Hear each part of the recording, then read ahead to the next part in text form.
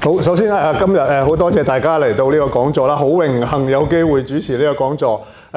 因為我自己都係一個大家可能都知道我係一個填詞 L 啦，係用近嚟嘅術語就，所以今日有機會喺呢個講座講一啲填詞創作嘅一個。佢講分享佢哋嘅經驗咧，簡直係一個我希望學到嘢，仲有機會再出道嘅，我仍然都想。咁因為今日其實大會好好啊，已經幫我哋收集咗一啲問題啦，有啲大家想討論嘅一啲歌詞啦，同埋一啲其實有個大會安排咗個 run down 㗎啦。咁就我諗我哋會基本上會跟住咁樣，大概用75分鐘嘅。不過我即係幾位嘉賓都話可能想多啲時間討論嘅，所以我哋可能壓縮一下嘅呢部分。咁最後就會有30分鐘左右，應該會多過30分鐘啦。希望可以有個 Q&A 咁樣嘅，希望大家到時可以踴躍咁樣去請教下3位填詞人佢哋嘅創作嘅一啲心得啦。咁我諗開場佢呢度第一個就係話，即係話我哋喺後台咧都覺得一個好有好獨特嘅一個講法，就係詞人嘅自我修養啊。咁就係話。詞人即係佢創作嘅時候咧，佢其實今日咁啱咧，唔係咁啱嘅。我諗到，因為3位其實都係文科出身嘅，咁即係話會唔會係睇一啲文學作品啦，會讀一啲咩嘅作品啦，去攞到靈感啦，跟住咁樣去喺創作嘅時候，佢有啲咩心得啦，即係話靈感喺邊度嚟啦？我諗其實網上收集咗問題都係其中一個大嘅方向啊。咁我諗都係請耀輝開始啦。其實係講緊做人嘅修養啊，定係文學嘅修養咧？你覺得個問題？我諗係文學嘅修養嘅，因為佢後邊問到一啲問題都係關於你靈感點樣嚟啦，係啊，突然之間呢個係押唔押韻啦，等等嗰啲問題。我只可以咁講，其實做人就係要修養 ，OK？ 即係無論你係詞人又好，咩人都好啦。咁但係你話真係寫歌詞係咪要好咩修養或者文學修養？我唔敢講，因為我開始寫歌詞嘅時候咧，我冇乜點樣讀過中文，即係我成日都咁講嘅，因為我係 Hong Kong U 畢業嘅。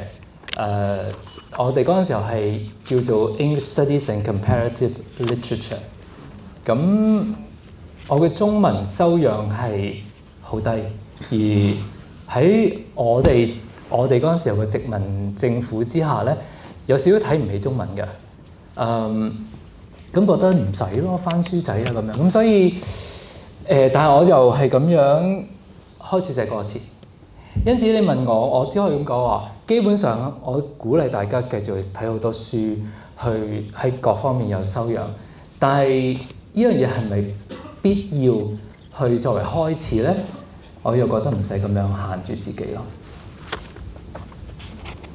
咁因為譬如我啱做咗啲功課嘅，其實譬如好似你啲作品都係可能係用，譬如最近有首啦Little Fires Everywhere 啦，都係一個小説個名嘅。咁呢啲會唔會係靈感嘅泉源咧？可以話我反而調翻轉，因為如果個問題係話你做詞人係咪就要即係有文學修養？我覺得嗰樣嘢會相輔相成啲，即係話你覺得我會想睇多啲書，其實你自己有興趣，可能嗰啲嘢咧會慢慢入翻去我自己寫歌詞咯。然後我最近你有冇繼續睇文學書啊？朱耀偉冇好耐啦，真係好慚愧。係咯，係啦，冇錯。我同我啲同齡嘅人講開咧，呢度我見到全部都好細個嘅，即係大致上細個。可能你仲會睇下小説啊、詩啊咩咧？畢咗業之後開始甩啦，然後跟住祝福你會結到婚啦。我唔知呢個係咪叫祝福嚇，但係越嚟越少㗎啦。我自己問我嘅同輩，我再細個啲嘅有冇睇書，乜書都好啦，其實好少啦。咁但係唔知點解我自己咧係由我讀書喺港大開始咧，去到依家我都堅持一步，主要係小説睇落去，到依家都有咁樣做。咁究竟呢樣嘢對我寫歌詞係咪有幫助？我再講一次，我唔敢講，但係我樂在其中咯。好啦 ，Oscar 咧，我應該我都係讀英文出身，只不過我就連文學嗰部分都冇，嗰個英文係語言學系。點解讀 linguistics 㗎？係linguistics啲嘅嘢啦，偏向，而且我讀得唔叻，所以點樣唔叻法？即係唔係特別好成績。所以你話嗰個文學嘅修養，我就真係問啲啦。我細個咧，即係我嗰啲中學同學、大學同學會同我討論佢哋喺以前我哋嗰個年代就係會考啊，或者可能有 DSE 佢哋嗰啲文學嘅文章我都冇乜睇過嘅。但係開始寫歌詞之後，好似耀輝咁講，有少少為咗令到自己能夠相輔相成，為咗樂好到，所以就去睇翻呢啲，即係我呢排都有特登咧買啲咧嗰啲古詩嚟睇啊，想睇下可唔可以吸收到一啲嘢啊？咁得唔得？係有睇嘅係得嘅，但係我睇咗一個篇章，然之後就睇翻劇同埋漫畫，但係劇同埋漫畫都係一種修養嚟嘅，即係能夠吸收到你自己嘅價值觀同埋自己嘅生活養分嘅都係修養咯。呢個係我嘅睇法。咁或者想像方面咧，因為有網上都有同朋友問一個問題啦，譬如好似話白馬遇上天狗呢啲咁想像奔放嘅一啲寫法，咁係其實你係咪日常喺唔同嘅地方吸收咗，慢慢消化咗，可以寫出咁嘅咁有創意嘅一啲歌詞咯？因為咧，其實都好多人同我講，我覺得呢隻歌好有創意，但係我自己又覺得佢未至於係好有創意。因為我覺得真係好有創意，係應該係成份歌詞望落去個 idea 好有創意，但係我係選擇咗用一啲可能大家比較少見嘅意象同詞語擺入去啫，咁又未至於真係一份好有創意嘅歌詞嚟嘅。但係點解會揾到呢啲詞語？我個人都覺得同個吸收有關嘅，即係好似頭先咁講，就係嗰啲劇啊、嗰啲漫畫啦、嗰啲電影作品啦。例如，可能我自己係好中意妖怪文化嘅咁樣，咁所以我就會揀選咗好多呢啲詞語擺入去咯。咁所以呢個幻想嘅世界都有啲係同我吸收嘅有關係。只不過究竟嗰個構想係咪好有創意咧？可能喺我其他作品或者其他詞人嘅作品裏面揾到更加多嘅創意咯。好啊，咁阿 Luna 因為主要都係寫 rap 啦，不過譬如好似啲波爾多啲單行詩啊，咁都係好文學㗎，聽個名都。咁又係寫 rap 同埋寫一般流行歌詞，你有需唔需要有啲唔同嘅修養嘅？嗱，其實咧，我係中大中文系畢業嘅，咁喺呢度好似最近中文啦，但係其實我都讀得有啲差，都係有啲。港大好啲嘅。而且咧，我 focus 嘅 stream 咧，從來都唔係文學咯，因為我嗰時係揀咗讀孟子嚟讀啦，跟住我嘅大學研究係研究翻譯嘅佛經對唐代嘅小説有啲咩影響，即係傳入咗一啲神怪嘅元素，所以其實我對好文學嘅文學係好對我嚟講好有距離，即係我係覺得如果一個人想創作咧，唔好俾嗰啲框框住，而係你一個好市井嘅人都可以寫歌詞啊，即係可能係啲文字唔一樣，但係的確我係有閱讀嘅習慣嘅。咁有一排冇讀咧，啲文筆真係會生疏咗。咁所以我最近睇咗一本推理小説，叫做《世界上最透明的故事》，係一本好精彩嘅小説，我推薦大家一定要睇紙本書咁樣。anyways， 跟住咧所以我又冇特登啦，但係呢啲都係我嘅興趣嚟嘅咁樣。而寫 rap 咧，我覺得同寫歌詞有少少唔同，因為我冇乜考慮旋律啊等等嘅嘢，我淨係考慮我最想表達嘅係啲乜嘢。係啦，咁我諗其實修養嘅主要講吸收靈感嘅來源啦，咁跟住落去就係會點樣吸收咗呢啲嘢，點樣用翻歌詞去表達出嚟嘅啲創作嘅技巧咯。咁所以其實有啲唔同嘅朋友亦都預早提問裏邊提到一啲問題㗎，其中一個就係押韻嘅。咁佢主要就問咗 Oscar， 即係喺押韻啊，要平衡押韻同意思方面，係點取捨咧？我諗其實呢個問題，好似我哋正話喺後台都有講，其實應該係問阿耀輝嘅，因為耀輝經常唔押韻嘅。咁對我哋呢啲評論歌詞嘅人嚟講係比較，我之前寫過一個好耐之前，唔知阿耀輝記唔記得啦？我寫過一篇好短嘅文，不過冇出到街，叫做《原諒我不懂周耀輝》。因為用翻一向去評論歌詞嘅一啲套路咧，未必適合擺喺佢度嘅。咁所以睇下先上下耀輝睇下分享下佢押韻同唔押韻啦，跟住意思兩個平衡點樣攞到咯。但係要朱維呢一篇冇發表嘅文咧，個 title 叫咩話？原諒我不懂周耀輝，脫胎自我不懂張愛玲啊。冇錯，我曾經寫咗一首歌叫做叫做我不懂張愛玲，咁即係多謝你將我同張愛玲係相提並論。我心目中係一樣咁高嘅。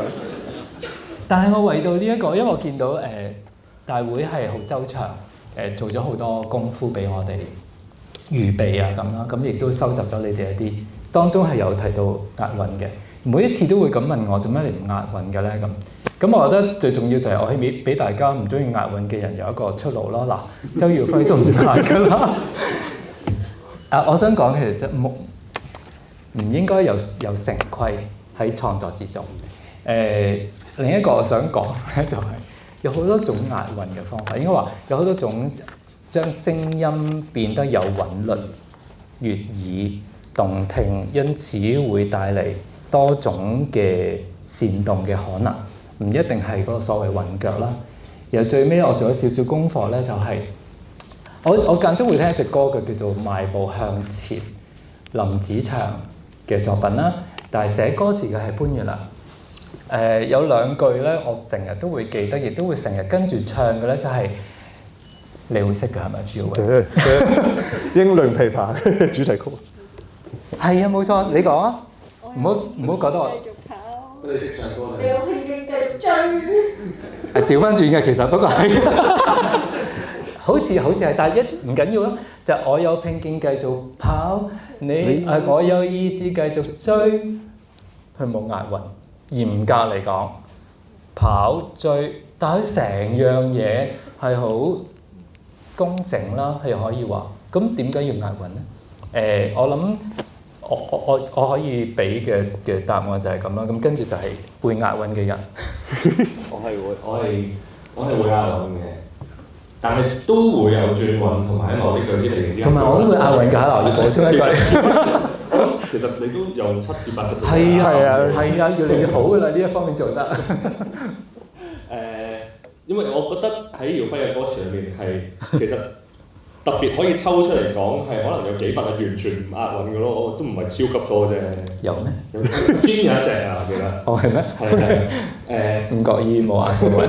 但係對我嚟講，我嘅押韻係因為我真係吸收好流行嘅流行曲嘅元素同埋養分長大，咁我就聽呢啲嘢，但係我就覺得咁樣聽都好似好流暢同好舒服啊咁樣。咁好多時寫歌詞其實追求係個聽感咯，即係我自己覺得。所以我自己寫嘅時候，我覺得我寫押韻好聽啲。咁我聽耀輝嘅歌，又覺得原來押韻都可以好聽，但係歌詞始終係攞嚟聽㗎嘛，所以聽落係好聽，個聽感最緊要咯。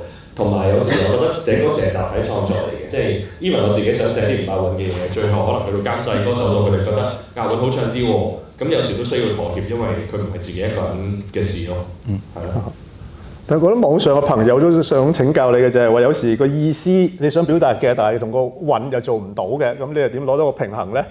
我諗個意思想表達嗰樣嘢，同好多技術上做唔到嘅嘢，包括押韻都係一樣地困難，即係押韻即係其中一樣咯。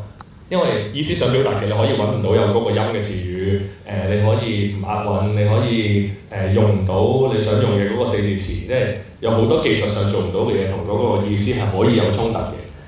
但係呢個係嗰個難度，亦都係我哋填詞嘅樂趣。點解要填？就係因為咁樣係就係寫嘅散文或者寫緊新詩。所以簡單嚟講，我個人就係覺得呢一件事。即係寫歌詞就好似將意思同埋你想擺落去嗰個字嗰個砌圖搭嗰個橋梁咁樣咯。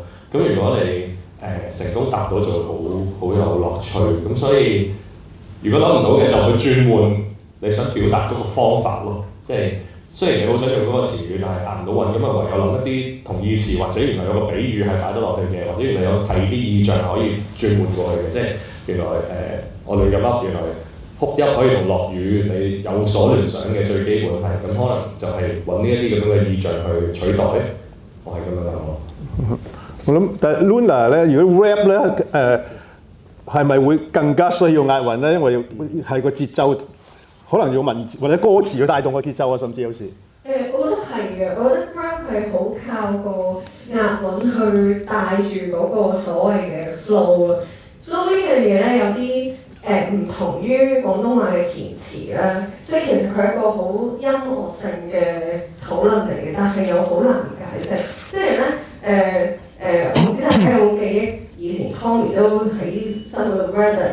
今日我哋好齊人，即係呢個 flow 咧係一個 flow 嚟嘅，但係你覺得佢唔有型咯。但係如果人哋嗰啲呢啲你就覺得好型啦，即係因為佢係一個有排列、佢有設計過嘅一個 flow。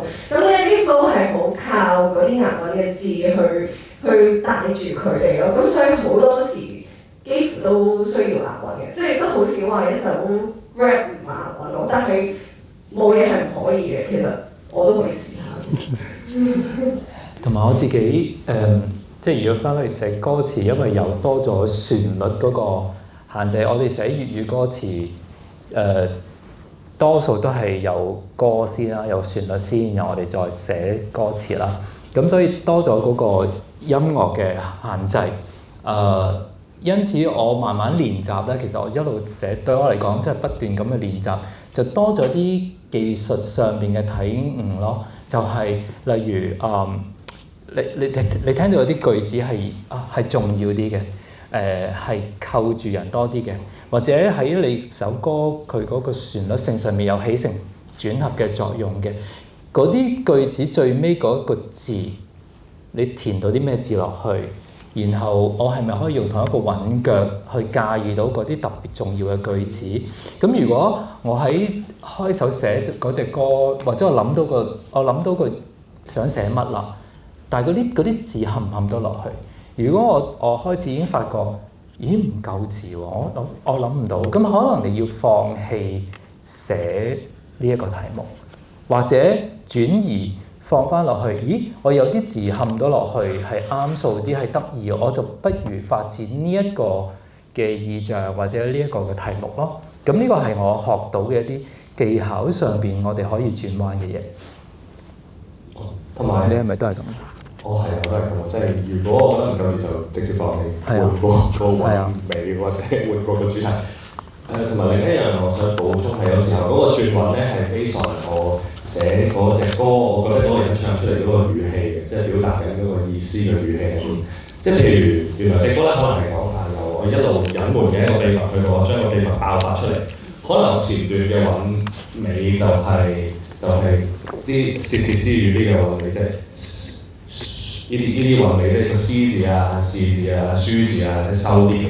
咁然後去到嗰個秘密爆出嚟啦，即係大型地爆發啦，可能就壓翻出嚟。咁所以，我覺得轉韻除咗係講一個韻律之外，可能同個意思或者同個語氣表達嘅有關係。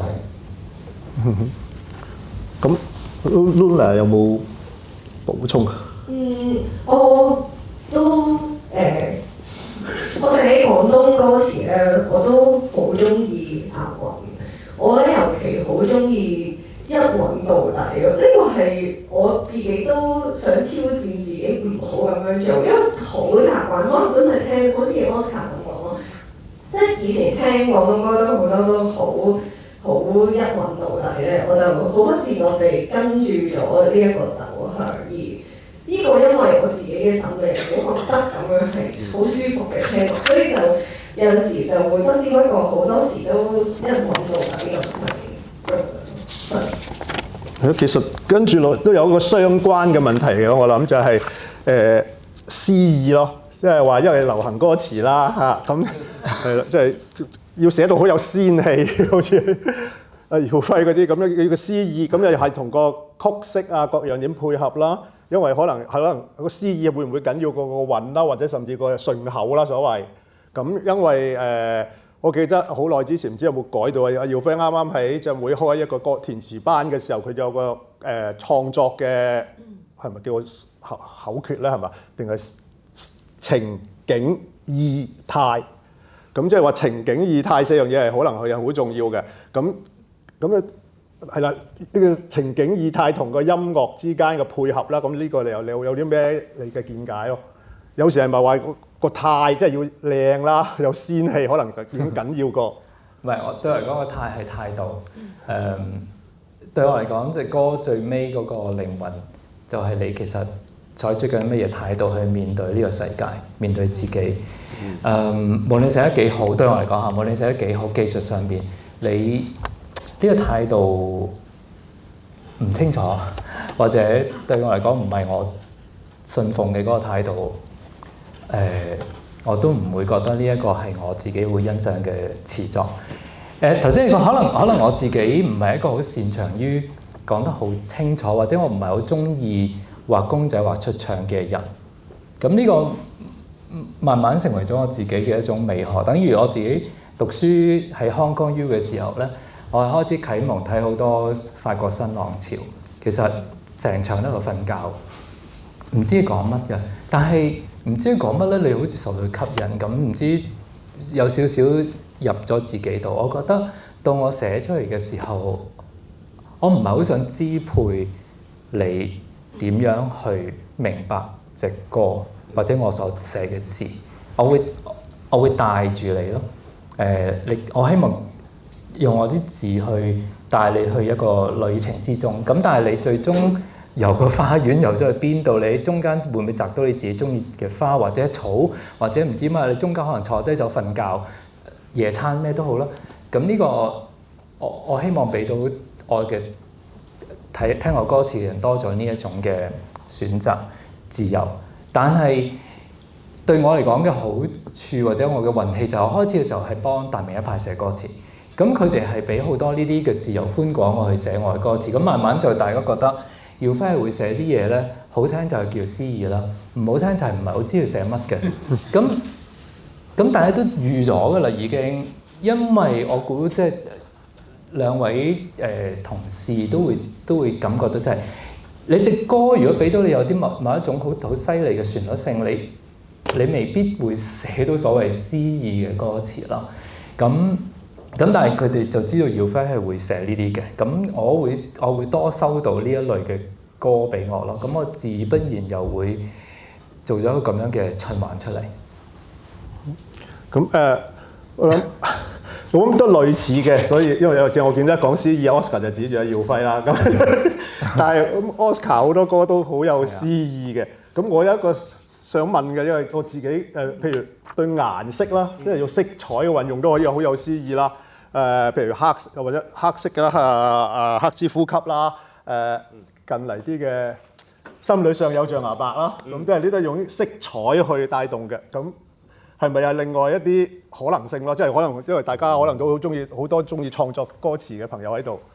我諗寫顏色或者其實寫任何畫面，我又好刻意去諗，我呢隻歌係最有詩意，我好少咁樣刻意去咁樣諗。但係我喺度幾容易聽完個旋律之後，首先有個顏色走出嚟嘅人咯，同埋有畫面走出嚟嘅人咯。咁所以譬如頭先講心裏上有象牙白，就係我聽完之後就係一片白色，有少少痕跡咁樣嘅畫面。黑之呼吸就係另一回事，黑之呼吸就係嗰個態度，即係未必一定係同嗰個顏色嘅畫面有關。係咯，所以我覺得我嘅詩意係即係首先我自己就未至於話會喺寫之前一開始就諗我一定要寫啲最有詩意嘅，因為通常嚟到最後都唔會得出詩意。但係有時候寫完之後有一刻半刻嘅神來之筆，覺得呢一句幾好，有啲詩意喎。可能就係因為有啲想像價值觀同現實有啲碰撞，同嗰個詞語，即係你覺得嗰個字同嗰個詞語個感覺有啲碰撞，同埋好有火花誕生出嚟，就係嗰個詩意嘅產生。可唔可以咁講？我仲有覺得即係另一個，我非常之同意 Oscar 所講。其實咩叫詩意，第一已經好難，我懷疑啊。點樣去界定？點樣去討論？或者從一個比較理論嘅角度去講？第二，我咧自己都好少話啊，我要寫一隻有詩意嘅歌咁去行先。有陣時可能係啲歌手或者個監製會想你呢隻歌唔好寫得咁清楚，會有啲咁樣嘅要求就有，但係唔係一個好有目的咁樣做。我自己有少少懷疑啫，就係詩意同新意咧係有一個好微妙嘅關係。我自己往往覺得我自己所謂寫得人哋覺得有詩意嘅句子，就係因為我唔想用一睇就知道係呢個句子啊，或者硬係覺得人哋寫過咁嘅，好似唔知邊度睇過。我唔會俾我自己寫呢一句。就算你一聽到旋律，你都係會寫呢啲字落去，唔得，因為佢陳舊。咁你逼自己去揾一啲新啲嘅寫法嘅時候咧，嗰啲新嘅寫法往往係帶住某一種嘅意喺度咧，可能就會容易啲變成所謂嘅詩意咯。同埋我諗，即係話可能唔知 Oscar 佢聽歌有顏色嘅時候，係咪細個嘅時候已經聽過阿耀輝嗰啲如果感覺有顏色？唔係好細嘅，如果顏色有感覺啦，仲有係嘛？即係佢咁，即係所以有時即係都係生活靈感。聽歌可能都係一個未必。我好耐冇睇文學作品，我就承認咗，但係我都仍然有聽歌啦。咁都可能可以吸收下其他詞人嘅長處啦，跟住點樣？絕對係，我應該我認識好多寫歌詞嘅，其實都好多都係好想向住耀輝嘅方向發展。但係當我哋初出茅廬嘅時候，你就會發覺呢個世界唔係俾咁多空間去發揮。即係耀輝頭先都好謙虛地講話，佢啱啱遇到係特嘅派好彩，任佢發揮啊嘛。但係即係可能我哋好多人都係好想好似耀輝寫最有詩意、最模糊、最有趣嘅嘢，但係你咧係可以咁，但係慢慢寫落去又開始摸到自己嘅稜角咯，我覺得。因為通常收到嘅指令都係你唔使寫得太深，我想多啲人明白。直白。係咯，咁其實阿 Luna 都會唔會有啲精神分裂式咧？因為個 rap 咧嗰方面可能相對地冇咁容易可以詩意啦，或者文學性啦。文學性都有嘅，但係唔係咁嗰種詩意嘅效果啦。但係譬如你寫到一啲比較流行曲式啲嘅，好似譬如波爾多單行詩嗰啲，就可以放肆啲詩意啲咧。咁兩個你又點平衡，或者你喜歡邊一類嘅風格多啲咯？波爾多的單行詩咧係一個朋友啦，佢叫 I， 都係一個獨立音樂嘅作品，所以大家都有興趣可以聽下。咁佢俾我嘅指示就係、我想有一個法國女人嘅感覺咁樣。咁我就好開心喺 Peter 就去係咁睇好多相啦，因為我唔似我一齊有個圖像思維嘅。唔係，我覺得法國女人都要睇相。我唔會聽落有畫面嘅，我聽落有概念咯。咁所以就我覺得有時係嘅，因為寫 rap 同埋填有旋律嘅歌詞係一個好唔同系統嘅事情嚟嘅。同埋我自己又會作一啲比較似流行曲式嘅歌啦，但係我又唔係喺旋律度出發嘅喎，我會曲詞同步咁樣唱咗一啲歌出嚟喎。咁所以你話係咪好精神分裂咧？有時係啦，但我相信兩位填詞人都會，因為你哋作嘅都會係俾唔同嘅人唱啦，唔同嘅故事啊咁樣。哇！好多謝 Luna 幫我踢咗下一個問題㗎啦，其實已經就係創作。因為始終都係為歌手而寫啦，同可能都係有唱作人啦，咁所以亦都有觀眾想請問你哋同唔同歌手合作嘅時候咯，或者譬如其實另外一首有提到嘅網上收到嘅金榜題名嘅耀輝咧，係同好多唔同嘅詞人合作寫咗一首都 rap 㗎啦，咁其實係佢自己都有啲老監。我冇啊，我係好自豪咁覺得自己可以。因為佢好少佢好少寫呢一類型嘅風格，即係會要配合唔同嘅歌手啦、曲式啦嘅時候，你哋又有啲咩？又都係嗰樣啦，點平衡咧？要保留翻自己嘅風格，定係迎合佢哋咧？我又覺得唔係迎唔迎合或者保留，而係佢係一個機會咯。即係我成日覺得我哋寫歌詞咧，有啲係介乎寫劇本小説同埋寫詩嘅混合體。即係你唔能夠，我哋好少俾自己等於個詩人咁放肆去寫啦，因為我哋起碼都有個歌手監製團隊嘅限制。因此，當一個歌手要你幫佢寫一隻歌嘅時候咧，咁你有好多時候會去咗，好似幫佢作為一個角色去設定去寫嘢。佢幾大年紀，係男定女，佢嘅聲音，全部都係影響你點樣雕塑呢個角色。咁等於即係話你如果寫一個劇本，會唔會覺得自己要迎合嗰個演員啊，迎合呢一個故事？咁如果用到呢兩個字，我諗都未必錯嘅。不過對我嚟講，就係一啲，咦？我咪借呢個人咯。我生理上係一個男仔，我如果突然間有個女歌手，佢要我幫佢寫隻歌，我覺得幾得意喎。我要進入一個女人嘅心態去寫我嘗試，或者我依家即係頭先都已經不斷強調，我係比佢哋年紀大啦。咁但係我依家有啲係20歲都未到嘅歌手，要我幫佢寫歌，哇！我做得佢阿公啊，有餘啦。但係我可以真係好跨越喎，嗱，跨性別跟住跨年代做晒，然後跟住我又要試下嗰啲異性戀係咩嘅咧？咁古怪嘅啲異性戀啲人嚇，咁我要睇下啲異性戀咩搞啲咩咁花神喺呢個世界度咧，去魚肉其他人咧咁，即係好多呢啲跨啊！對我嚟講，即係所謂嘅迎合就係我覺得呢啲係有機會。我需要完我自己去進入另一群人嘅心態嘗試去，但係寫翻嚟咧，我一定會帶住我自己，我一定會帶住我自己去書寫呢一切嘅所謂角色同埋聲音，咁樣去做咯，我自己。咁譬如我記得個訪問裏邊都提過㗎，阿 Oscar 就係應該係特倫斯夢遊仙境啊！我而家老到連有啲歌名都記唔到，咁即係唔係？但係我記得你個訪問裏邊提到嘅，因為譬如應該係鐘雪有講到話，應該可以好 hooky 噶嘛，個 chorus 嘅部分，但係你係選擇咗有個故事性啲嘅方法去表達，係咪有同歌手？我記得你個訪問話某歌手啊。我哋諗下點答？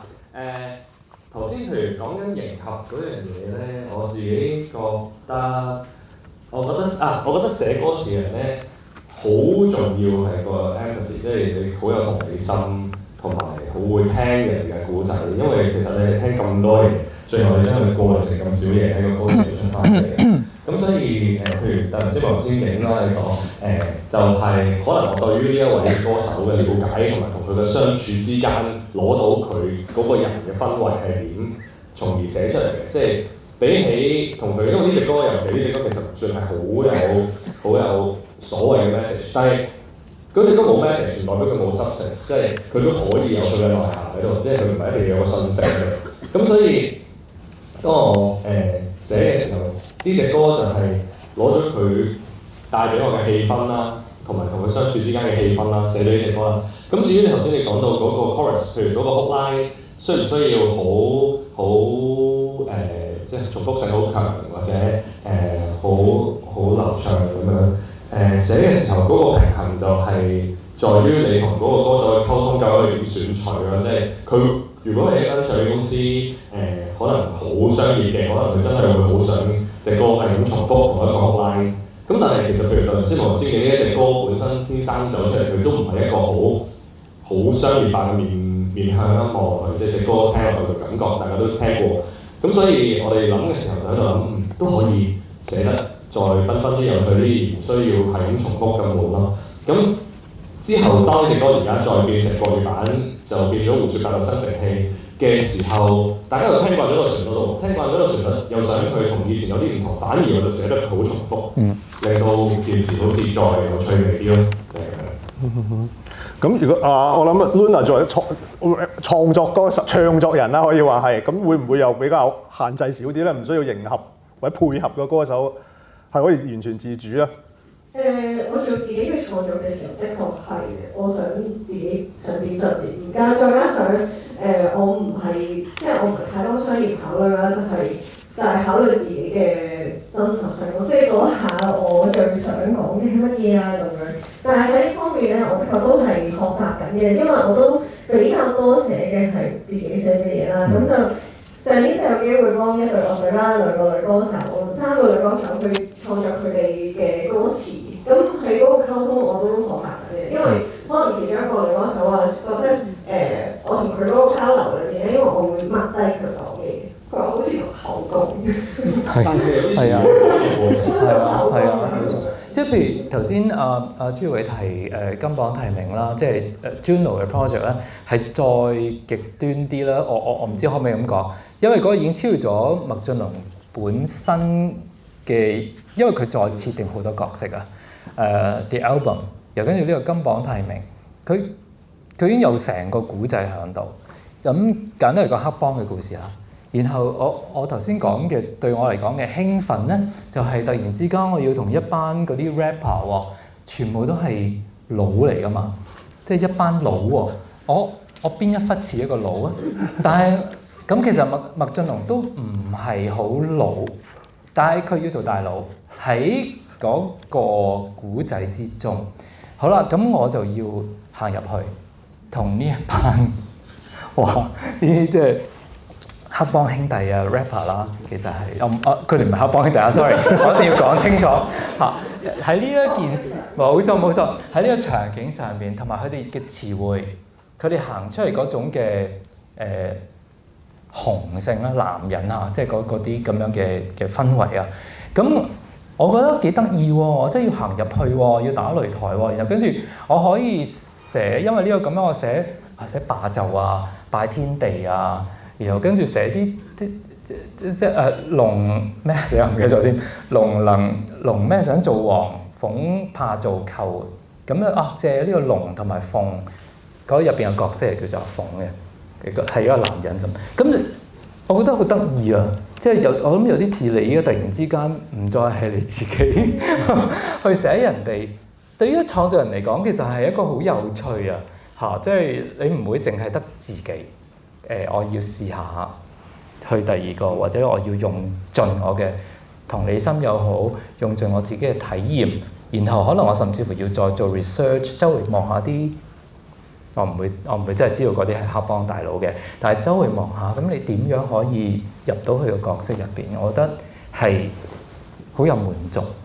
不過我有個補充就係覺得呢一種代入，我自己就有嗰個價值觀嘅界線，即係我覺得點樣代入都得，但係就唔係即係好似咩頭先一開頭講嗰個就係點都保留翻個自己喺度。係冇錯。就係我通常用嗰就整合一個我哋共通嘅價值觀，即係。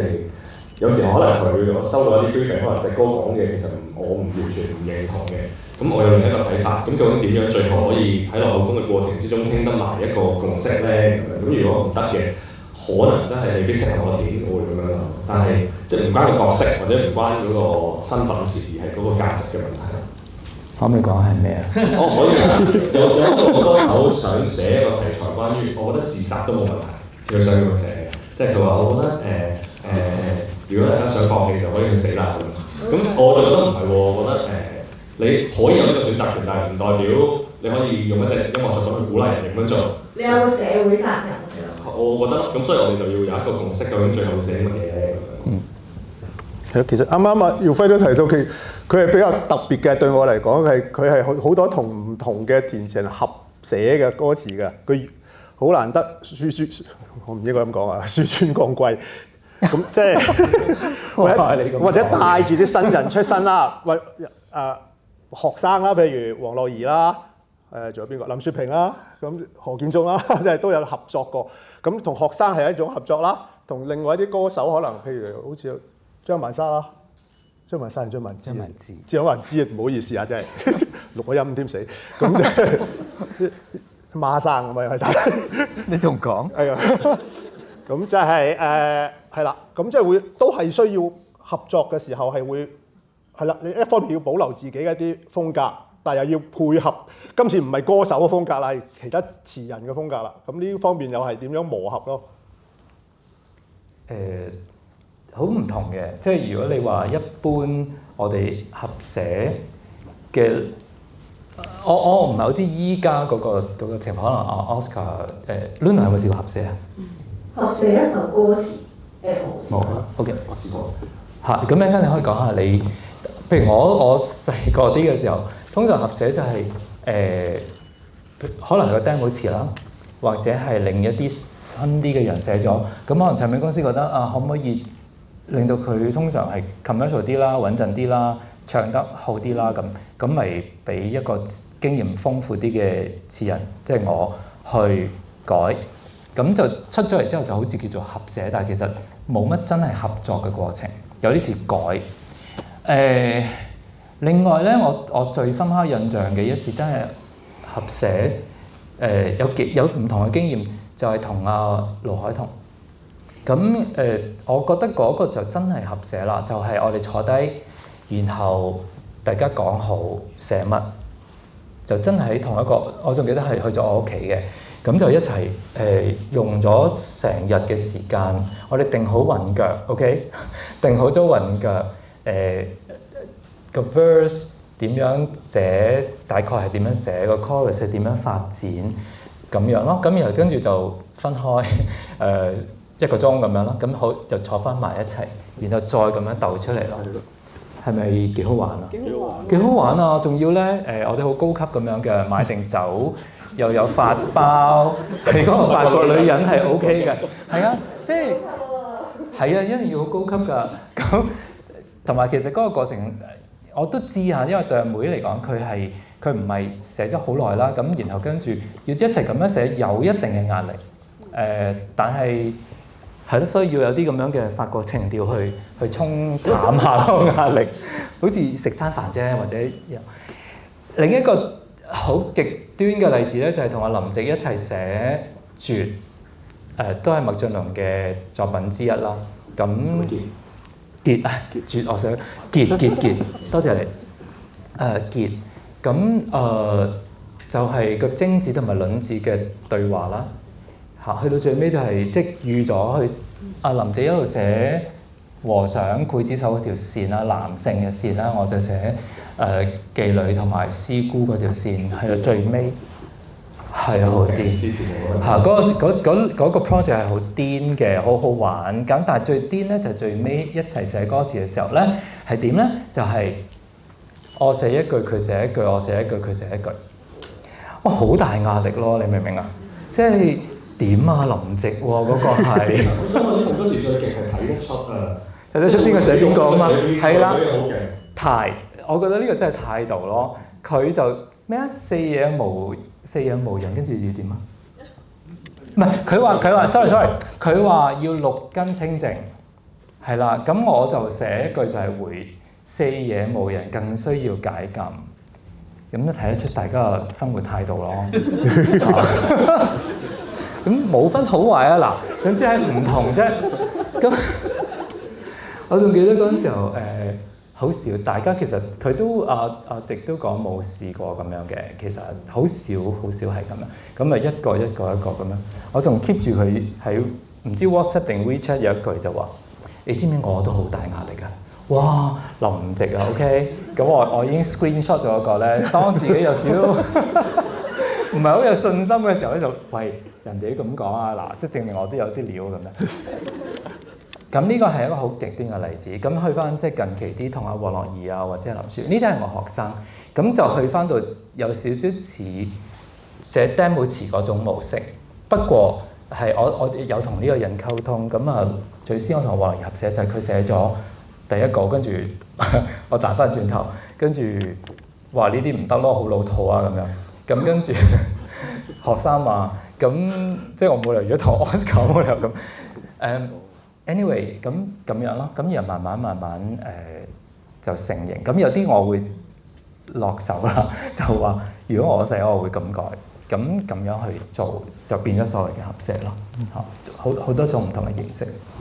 Oscar 都話啱啱有啲類似經驗。我好簡單，我對上一隻合寫就係《那個少年同少人尖》。咁我覺得我哋好有趣嘅，佢係一個好寫到 specific context 同埋好係佢自己嘅填詞人嚟嘅，即係佢最有趣嘅地方係其實你睇完佢啲歌詞咧，你會發現佢有啲位可能唔係好啱音，但係咧佢自己唱出嚟就冇事，寫俾人哋就需要調整。咁即係野仔嘅歌，你會發覺佢唱出嚟冇事，但係啲人哋唱覺得好似硬係咩咩地咁，就可能係幫佢調整呢啲位。咁我哋好似頭先耀輝講，就係一啲基本啲嘅合作，就 back and forth 咗4次，即係大家可能互相睇下有冇啲句子可能。佢嘅稜角有趣啲，咁然後我哋可以幫佢執翻做整齊啲，似翻一首俾人哋唱而唔係野仔或者阿粒唱嘅流行曲，咁樣就出現咗刑事下少年咁樣。好似我諗網上嘅朋友提出呢個問題嘅，即係共同創作啊，定咩？唔知係咪睇得我哋啲學術界論文多啦？有時啲論文7個作者嘅，咁究竟點合作咧？我對我嚟講都係個謎嚟嘅。咁但係你如果睇到佢哋合作就係點樣，其實都係好能夠保留到自己啦。好似 Oscar 都話睇結就知邊句係直嘢嘅，邊句係耀輝嘅。咁呢啲就係我真先會一個化學作用啦，可以話。咁啊 Luna 啱提咗話佢就冇呢個經驗啦，但係佢提咗一個我有好多謝 Luna 成日都幫我可以踢到下一個好重要嘅問題嘅就係社會責任咯。啱提到。咁其實亦都有網上嘅朋友問到啦，即係作為一填詞人喺平衡佢嘅文學創作啊、詩意啊、音樂性押韻啊等等，但係個社會責任之間又係點取捨咯？尤其作為一個 rapper， 因為對人 rap 係更加應該有個社會嘅意識嘅，更加強。我覺得我同 Oscar 同耀輝係兩個唔同。我而家諗翻俾你哋講，因為你哋嗰個流傳性比較高啊。我咧，我真係為自己嘅，即係好多時都係我有一個好強烈嘅想法，我想寫，我唔係好理呢樣嘢符唔符合。而我嘅一個 rapper， 我可能寫咗6-7年啦，我係經歷過一啲時候嘅，我係曾經有覺得應該要有社會責任嘅。我覺得我發得聲，我就係 represent 緊一啲嘢要去講，就但係而家我覺得又唔係啦，即係點講好咧？其實我一輸出一啲嘢，我就喺呢個社會度㗎啦。我本來就喺呢個社會裏邊嘅一份子，而我係咪一定要代言啲乜嘢咧？我依家我覺得唔需要嘅。但係譬如我一首歌叫做《愛莫能助》，Sorry I Can't Help。其實我就係講緊我嗰個好氣餒咯，即係可能我知道呢個世界有好多事情發生啦，有氣候嘅危機啊，有好多國與國之間好混亂啊，我哋理解唔到嘅一啲問題，而我冇辦法做一啲嘢，咁我就將呢個情緒寫咗出嚟啦。咁呢個係我對於社會嘅回應，但係唔係為咗幫邊個去講一啲嘢。咁當然我有時都會啦，可能如果我有一日好想講一個我唔知啊單親媽媽嘅心聲，我會唔會寫咗一首咁樣嘅歌啊？可能會，但係我覺得講到尾都係個真實性咯。嗰個真實性唔在於係咪真實發生過喺我身上，而係我係咪真係想表達呢一樣嘢？即係如果一個唔係好關心社會嘅 rapper， 佢突然間出咗一隻咁樣嘅歌，我覺得佢唔 authentic 咯。係啊，就係咁樣。係啊，所以我覺得即係如果我哋所謂嘅社會責任係講得好雜嘅話咧，咁好多嘢都唔使講啦。咁但係如果頭先你即係其實你哋兩個都講話有啲價值觀嘅問題，如果我哋忠於自己嘅價值觀，又相信咁，然後寫翻出嚟，我自己覺得呢個已經係一個好重要嘅社會責任。譬如好似阿 Luna 咁，有啲歌我好中意嘅，但係依家都唔好拎出嚟講啦。咁但係你譬如嗰啲麻甩係咪啊？你有冇聽過啊？要聽啊！即係佢話佢自己係麻甩係啊，其實應該揾你寫啊，咁網提名。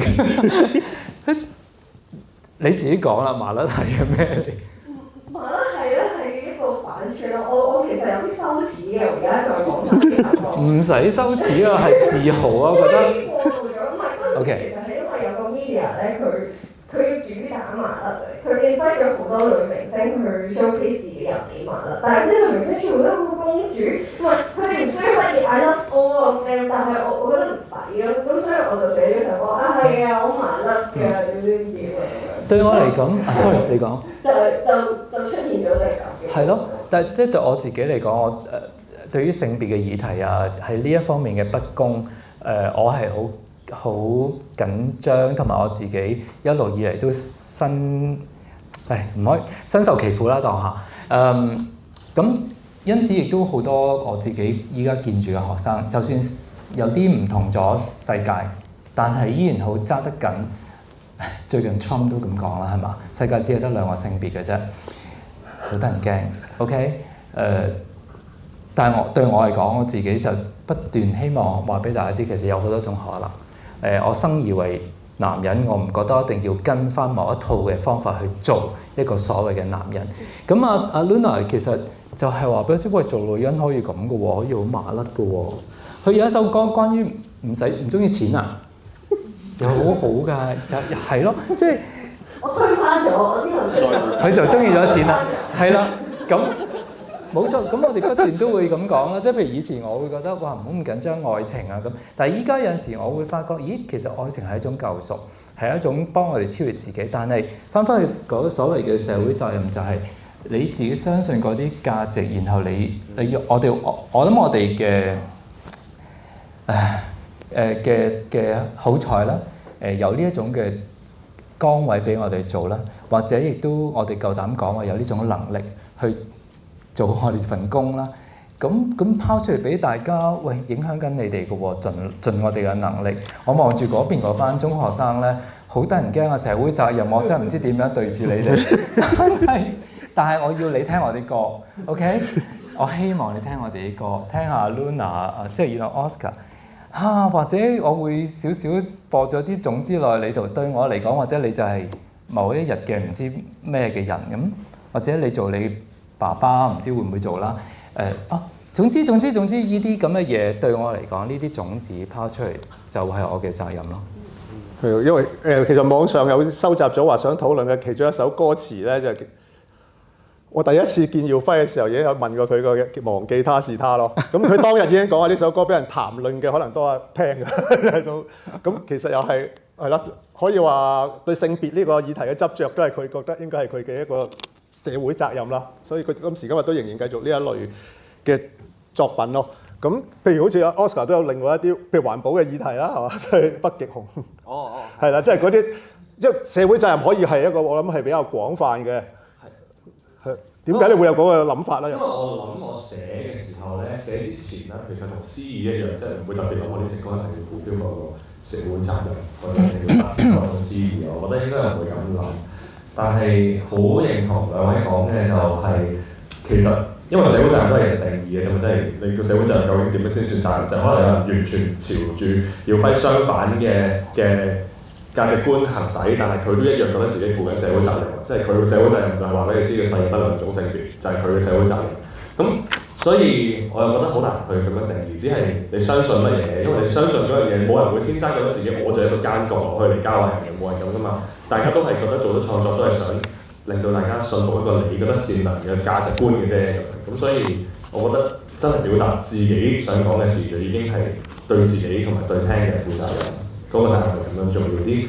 咁所以譬如頭先講一啲關於環保，有兩隻偏向係講環保嘅，北極熊的遺言同埋抱抱夢嘅熊裏邊都牽涉咗啲環保嘅議題，但係有時候係我寫下，可能寫緊一隻情歌，或者寫緊啲人生向嘅歌，諗不如擺埋入去啦咁樣。其實都係一啲自己嘅價值觀掟埋入去，即係未至於話偉大到就係想要世界大家都全部用紙音講，未至於係咁。係因為時間，本來我哋想做多啲 Q&A 嘅，但係都我諗要去到最後一個範圍嘅討論啦，因為亦都有一個好多人會提到嘅類似嘅問題，就話不同年代嘅歌或者創作啦、聽眾啦，佢哋嘅審美觀會唔會有唔同啦？咁就係我哋作為一個詞人，又使唔使照顧唔同年代嘅觀眾聽眾嘅口味咯？咁因為我諗呢個應該由阿耀輝嚟講，即係最適合嘅，因為我喺籌備工作嘅會議嘅時候咧，我哋先發現到咧，而家仍然活躍有穩定數量，跨越5個年代嘅電視人嚟嘅。即係89年出道嘅，即係跨越咗5個年代。點樣5個年代？89、0、10、20。喂，咁下次點解揾多兩位嚟咧？我哋5代同堂啊，都幾好啊！證明香港文化嘅堅韌啊，嗬！5代同堂可以呢個講。係啊，同埋亦都真係因為佢喺若干年前啦，都有個好大嘅爭議嘅。咁就係有一個專欄作家都提到就話而家啲流行曲已死啦，因為歌詞人係文盲啦之類。咁啊，耀輝嘅回應都係話，因為大家嘅審美觀唔同啦，我哋成日都可能攞住70年代嗰個歌詞嗰把尺去度，而家就覺得佢哋唔明寫乜咯。咁所以係咪應該係不同年代嘅審美觀？大家又點睇咧？咁但係正話好有趣喎，因為耀輝反而話佢學生寫有老土喎，係調轉咗，嚇死我！你突然之間咁講，咁所以佢要老師咯。係啊。你個問題係話不同年代嘅歌詞嘅審美同埋聽眾嘅口味咯，會唔會有啲嘢係不變㗎，簡單啲嚟講。但係有啲嘢就需要每個年代有佢哋自己獨特嘅審美觀。首先我要多謝你話我係依家即係碩果僅存做咗5代，但係我必須要補充一個比較可悲嘅事實，就係同我差不多同期會寫嘅係因為好多唔同嘅原因佢哋唔寫，咁呢個並唔係佢冇能力去寫落去。我自己可能同我頭先所講嘅嗰種心態有關啩，就係譬如你有唔同嘅歌手，資歷比較耐啲嘅同埋新嘅，我都好願意合作。對我嚟講都係一種一啲嘅機會，俾我嘗試去進入嗰個世界，然後去交我自己嘅作品出嚟。我仍然好珍惜呢啲機會，可以同依家呢班，你哋幾多歲啊？其實13啊，14歲咯，係啊，黐線啊！呢班全部好老啊，唔該你哋啦。係啊，喂，我即係你明唔明啊？頭先我今日嚟呢度之前咧，我依家喺浸會大學教書啦。咁我見咗學生21歲，我21歲坐喺我面前聽我講嘢，即係我話你會唔會咁樣坐喺同你阿爸講嘢㗎？唔會咯，嚇。咁可能值得唔聽阿爸講嘢㗎嚇。但係我仍然珍惜可以咁樣同你哋講嘢咯。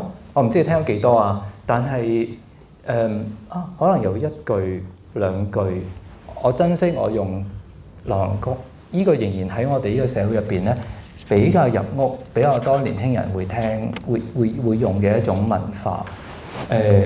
我唔會錯過咯，即係因此我唔敢自傲，即係我唔敢話呢個就係寫流行歌嘅寫法啦，即係話一定要咁樣填，一定要咁樣押韻，同埋會睇咯，即係Luna、Oscar， 即係即管咁講後輩嚇，即係佢哋係點樣寫嘅咧啲歌？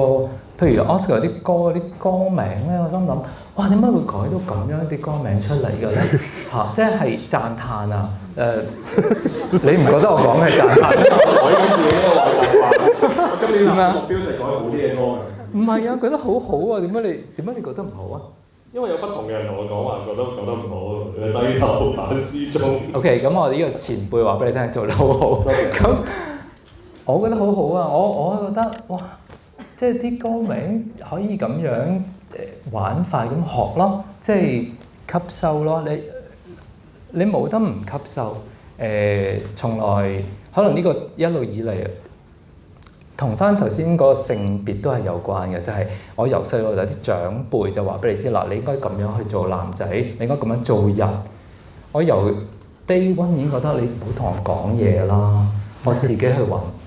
咁到依家嘅時候，我做大人，我去自己寫嘢嘅時候，我點能夠話我就識晒所有嘢啦？我話俾你知點做，我要同大家同步咯嚇，咁啩，我唔知。其實就係啲歌名，你已經可能證實咗。譬如最近有啲歌名，我已經背唔到啦。耀輝嗰啲召喚靈魂在墳場開生日派對啊，啱唔啱？唔啱啊！約齊係啊，唔係召喚，就召喚即係約齊，即係你同佢好 friend 嘅靈魂。約齊同召喚係唔同。係啦，係唔同嘅。咁即係我有距離嘅。咁但係譬如作為兩位年輕啲嘅新一代啲嘅填詞人，又點睇啲前輩嘅作品啦？咁即係話，我諗耀輝對你嚟講會比較可能特別少少啦，係咪？即係會話係。但係因為成日都有啲年輕啲，我唔好話詞人啦，係我哋啲學生咁，我有時用翻70、80年代嘅歌詞，仲我教書又會用嘅。咁佢哋會覺得好老土咯。哦。嚇，咁你哋又會點睇咧？咁呢個年代唔同嘅審美標準唔同。但會唔會都可以俾你吸收到一啲嘢咯？亦都會當然會啦，即係正如都會睇翻啲好難答呢個問題，唔係我問㗎。因為的確有啲詞又好反映到個年代感，但係我能夠攻擊佢係老土嘅，又覺得係，只係有時候好睇隻。其實咧好睇隻歌本身，即係如果有人俾隻曲本身我係一啲好舊式嘅旋律，然後嗰個歌手又想做翻某一種年代感嘅，其實完全冇問題。只係因為可能香港做嘅流行曲嘅曲式嘅花款未至於令到填詞人可以將唔同年代嘅元素擺晒落去咯。好得體啊！你講得，即係有時候而家你覺得嗰個旋律好啱某啲詞語啊咁樣，咁睇翻個旋律同個詞語會唔會搭嘅啫？嗱，等我講啊，所以我就覺得有啲係你會，我唔應該話即係用一個好大主觀成分話老土，我只可以話，如果你用翻呢啲字喺呢個時候寫咧，我懷疑唔 work，我懷疑唔單止過唔到個監製啊，去到呢啲14歲嘅朋友就會覺得嚇，即係我譬如你哋有冇聽過分飛燕啊？有啊！但係嗱，經典啊，到依家都聽緊啊，有啊，點唱啊 ？Luna， 你係歌手嚟㗎喎。分飛萬里隔千山，離淚似珠，我識唱嘅。你唱啊！好老土啊，真係。係啊，咩玉墜形咩？形在眼。另一隻麗莎好似係咪？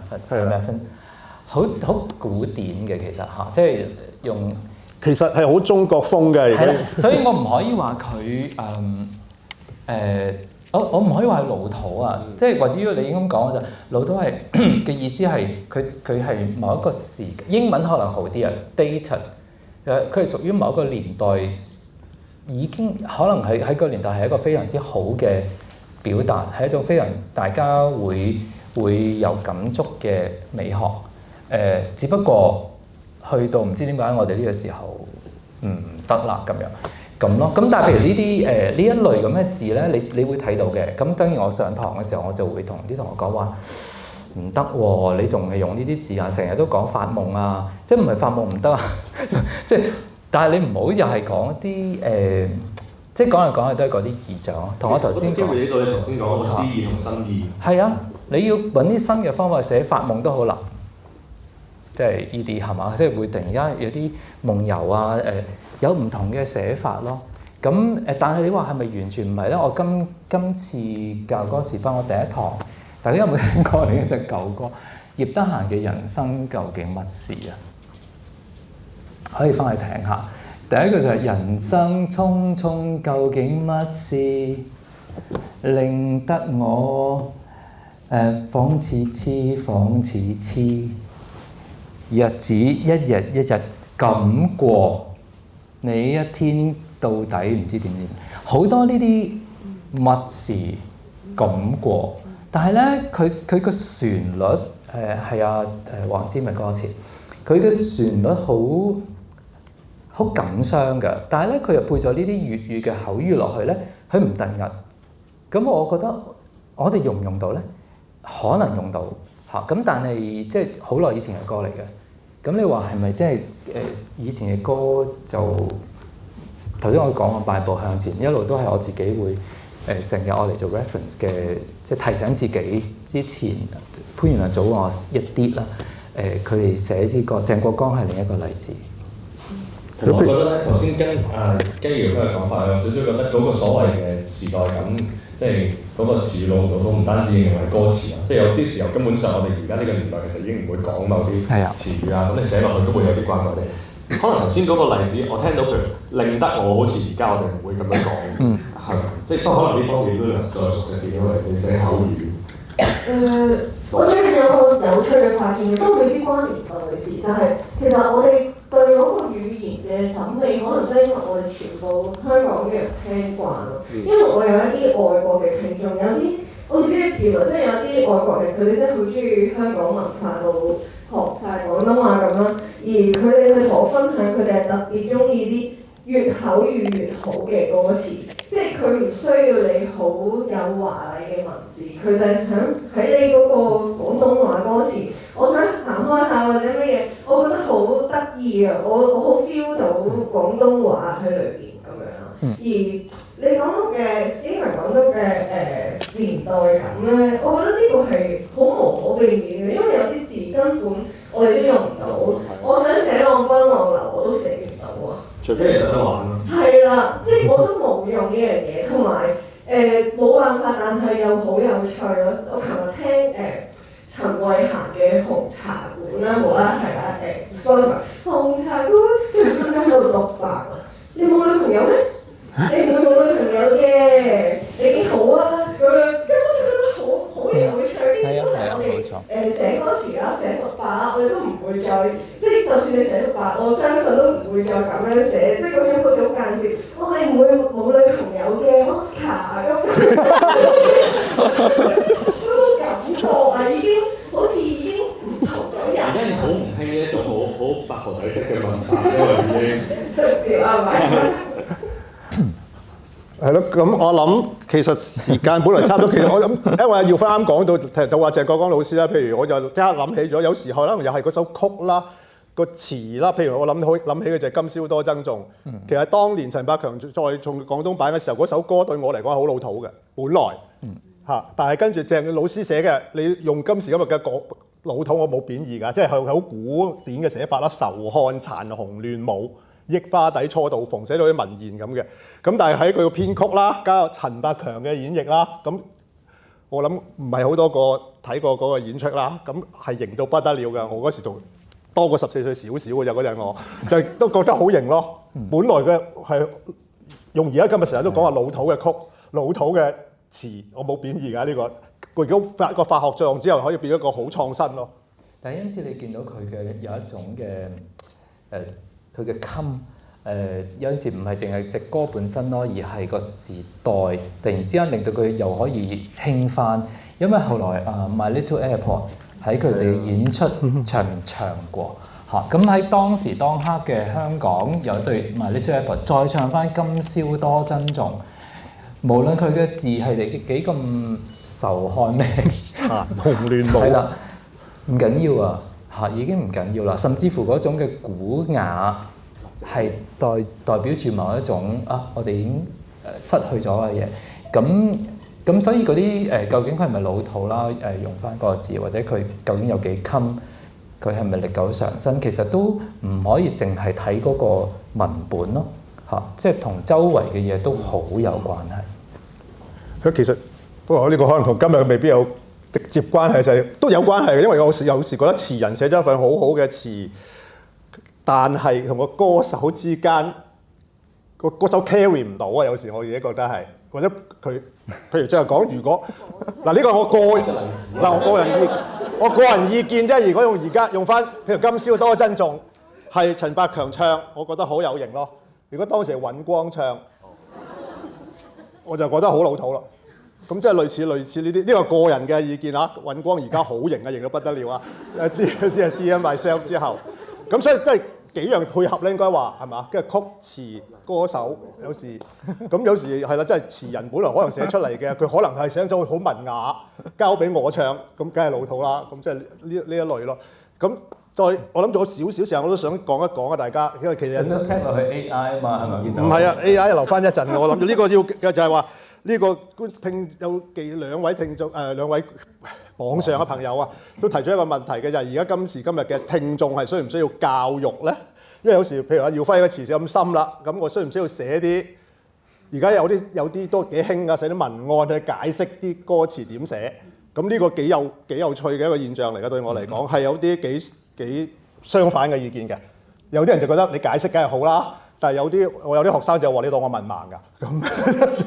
咁即係啦，所以聽下大家嘅意見咯。呢個又我就偏向解釋嘅。不過呢個我覺得兩個問題，即係需唔需要寫文案同需唔需要教育佢兩個問題。教育上亦都需要教育嘅，即係好似一開頭咁講，即係好多人都需要有自己嘅修養咯。咁所以嗰個修養有時就係喺我哋嘅歌詞裏面本身已經想表達俾人知嘅價值觀裏面呈現咗出嚟，係啦。咁但係我覺得如果歌詞本身係能夠承載得晒我想講嘅嘢咧，咁就係最好嘅狀態啦。所以我就好少用文案補充太多嘢。我冇得唔寫嘅，因為我係一個獨立音樂人，我好需要不斷咁樣輸出去宣傳自己。即係就算我幾想，我有得個音樂啦，佢喺個大海度，但係咁樣會佢好容易就會飄走咗。即係需要靠我自己不斷去講，咁所以會有好多文案咯。咁喺我嘅角度，我係一個創作嘅人，我梗係希望嗰個人一聽就明我嘅嘢啦。咁但係如果唔係嘅，我咪去補充咯。所以就我嗰個身份有少少唔同，我就會可以寫都盡量寫啦咁樣。我同阿 Oscar 近啲啫，即係我希望俾翻多啲空間大家啦。咁但係因為依家即係新媒體啊，網上有好有壞啦。個壞處就係佢需要好多 content 啊，咁所以好多時候咧都需要我哋譬如寫詞嘅人咧，去寫好多關於隻歌啊、創作嘅經過啊，或者個歌手本身要會寫千字文啊，監製又寫千字文啊，咁所以好多呢啲佢哋係權威嚟㗎嘛，因為佢哋係隻歌好似擁有隻歌嘅主人嚇，咁佢哋開聲話俾你知，我哋係咁諗，你夠膽同佢？咁我覺得呢個係一個壞處嚟嘅嚇，咁但係冇辦法，因為係需要咁樣，大家亦都會睇。但係個好處咧就係、我見到有好多其他嘅朋友咧做好多歌詞嘅分析啊，即係喺度派啲片啊，或者做好多，我好中意睇嘅，我好中意睇完跟住我發覺乜我咁寫嘢咩？咁跟住佢就講咗好多我自己都冇諗過，但係係喎，咁原來自己寫得幾好喎，佢哋咁講。係咯嚇，咁我中意睇呢啲嘢嘅。咁佢哋做咗好多呢啲超越咗嗰個所謂權威嘅説法，然後從佢哋周圍，當然佢哋會有陣時受到權威嘅影響嘅嚇，但係佢哋自己會再講有好多唔同嘅角度，因為好多人依家都有講關於歌詞，因為歌詞分析比較歌曲分析係易做啦，多人做啦。咁我會覺得呢個都係一種嘅教育啦，大家可以不妨多睇呢啲嘢。不過一定要補充翻，頭先我哋都講話，嗰啲即係最緊要係你自己點樣去體會隻歌。咁多包括我哋歌詞嘅人自己寫翻又好，唱歌人寫翻又好，監製寫翻又好，或者周圍嘅所謂詞評人佢哋寫都好咧，都係 reference 嚇。但係我哋要睇 reference 咯嚇，呢個就係我哋修養嘅一部分，但係唔係佢已經話晒事咯。呢個我諗就係我哋文學成日都有一個講法咧，即係作者已死啦，所謂即係唔係即係唔係真係死咗，而係佢冇權去或者冇權威再去限住你點去解釋嘅。咁因為就算佢真係咁嘅原意，但係佢寫出嚟，佢都未必有能力寫到噶嘛。有時佢未必諗到噶嘛，或者有時真係我哋中文系嘅傳統 Luna 應該明嘅呢個就係要言有盡而無窮，我先知係最好噶嘛。咁如果咁樣真係會變咗。唔係可以咁清晰，有一個權威去解釋咗嗰首歌就係咁咯。咁呢方面阿耀輝係最好嘅。當年我記得我問佢嗰首歌呢句你點解㗎？佢話你聽到咩咪咩咯。係啦，佢仲話有詞人就好似打開一個窗，我哋望到出邊嘅天空係點嘅，就係大家個咯。咁即係所以我諗有咗呢個咁嘅諗法之後，大家聽大家在座三位嘅歌詞嘅時候，都可以放膽啲有自己嘅一啲詮釋咯。咁以下嘅時間就可以大家可以有啲詮釋啦，或者回應啦，提問嘅 Q&A 嘅時間咯，可以開放俾大家提問嘅。最尾中間大帽係啊。喂 ，hello，我認得佢啊，佢唱歌㗎，佢講咗佢個人資料出嚟。咁即係四位分享小販嗰晚咯。我係來自教育大學嘅學生嚟嘅。咁我想請教即係各位咧，就係即係而家市面上嘅歌手咧，理應上都應該佢哋會有一種叫做 brand 咁樣，即係佢哋會有一種自己 sell 緊嘅形象。咁我想問，即係作為填詞人咧，你哋會傾向係去幫佢喺呢一個形象上面咧繼續打造落去啊，定係會比較傾向為佢打開一個新嘅面向咁樣？你先講下你自己點樣經營自己嘅 brand。係啊，我冇㗎，因為咧，我覺得我自己係咁見啊，我真係好唔同啦，我又好難話想為自己建立完，即係我間公司嘛，咁樣會同我試下變成咁咯，因為我只係想活出我每一個最真實嘅版本，所以我就跟住呢樣嘢行咯。咁呢個係有好有唔好嘅，有好就係好自由咯，唔好就係咁真係唔好怪曲高和寡或者人哋唔明你，因為你冇刻意去營造或者俾人進入嚟嘅。如果你真係咁我行我素嘅話咁樣，咁所以我都想聽下你耀輝同埋 Oscar 點樣幫歌手去做佢嘅形象。我諗我可能因為咧填詞人係比較較容易喺呢個範疇發揮，即係你寫個歌詞講啲咩 message，就會令到個歌手呈現緊啲乜㗎嘛。咁所以呢排即係近年都接咗幾多呢一類型，叫做少少幫佢 build up 一個新嘅感覺嘅 project 嚟做啦。咁但係所以其實我都有幾多係做緊呢樣嘢嘅，即係重新為佢打造過。咁但係所謂嘅重新咧，又可能唔係你內心諗，原本可能呢個人係一個我用翻頭先黃耀輝講嘅例子，可能好乜上嘅人，我哋之間要令到佢變成一個好中性嘅。如果佢而家真係咁樣嘅，我會咁樣做咯。但係如果佢唔係嘅，我唔會特登去改變佢咯。所以 suppose 所謂你 brand 佢或者 rebrand 佢或者繼續去點樣幫佢令到個形象更立體，都係作為一個電視人，你用你嘅視覺去睇呢個人最有特色嘅地方，然之後將佢現階段呢個特色抽出嚟，擺落啲歌詞度同埋 brand 佢。例如我舊年可能做雷同二友咁樣，咁我覺得佢兩個係啊，即係我要保留住佢哋嗰個好妹妹、好細路女嘅特質，但係其實即係都已經唔係太細㗎啦，年紀上。咁你點樣可以即係慢慢再走得成熟啲咧？我喺你哋嘅價值觀裏面揾到啲咩成熟啲嘅面向，又可以融入翻去妹妹嘅形象咧？咁所以就做緊而家嘅雷同二友咯，咁樣。我同意啊 Oscar 嘅講法，就大致上都差不多。咁補充嘅有兩點，第一咧就係因為我越做得耐嘅時候咧，你會發覺點解有個歌手會揾你去幫佢寫，然後你會覺得點解你會揾我寫嘅咧？咁可能佢就係想喐啦，即係佢想少少喐佢嗰個 branding 咯。我記得深刻就係容祖兒咯。咁嗰陣時，喂 K 歌喎，嗰啲咩啊，死啦唔記得咗添。貼啊咩痛愛心淡，係心淡咩60幾多號愛人16號。我嘅嘢好差㗎，我係啊年紀問題。係。Oscar 記性好好㗎，好恐怖嘅佢。anyway 我唔識嘅喎，咁但係跟住你就會問咯，即係點解你會揾我寫？咁就係因為你唔係寫開呢啲咯。咁我咪寫咁啊，咁我明啦。咁我就即係你想我入去寫一隻俾容祖兒嘅歌，係離開咗佢本來嘅所謂 repertoire， 或者喺佢嘅 branding 入邊，你唔會喐得太犀利嘅，因為佢已經好勁嘅一個 brand 啊嘛。但係可能入邊會加多少少，咁我自己有自知之明咯。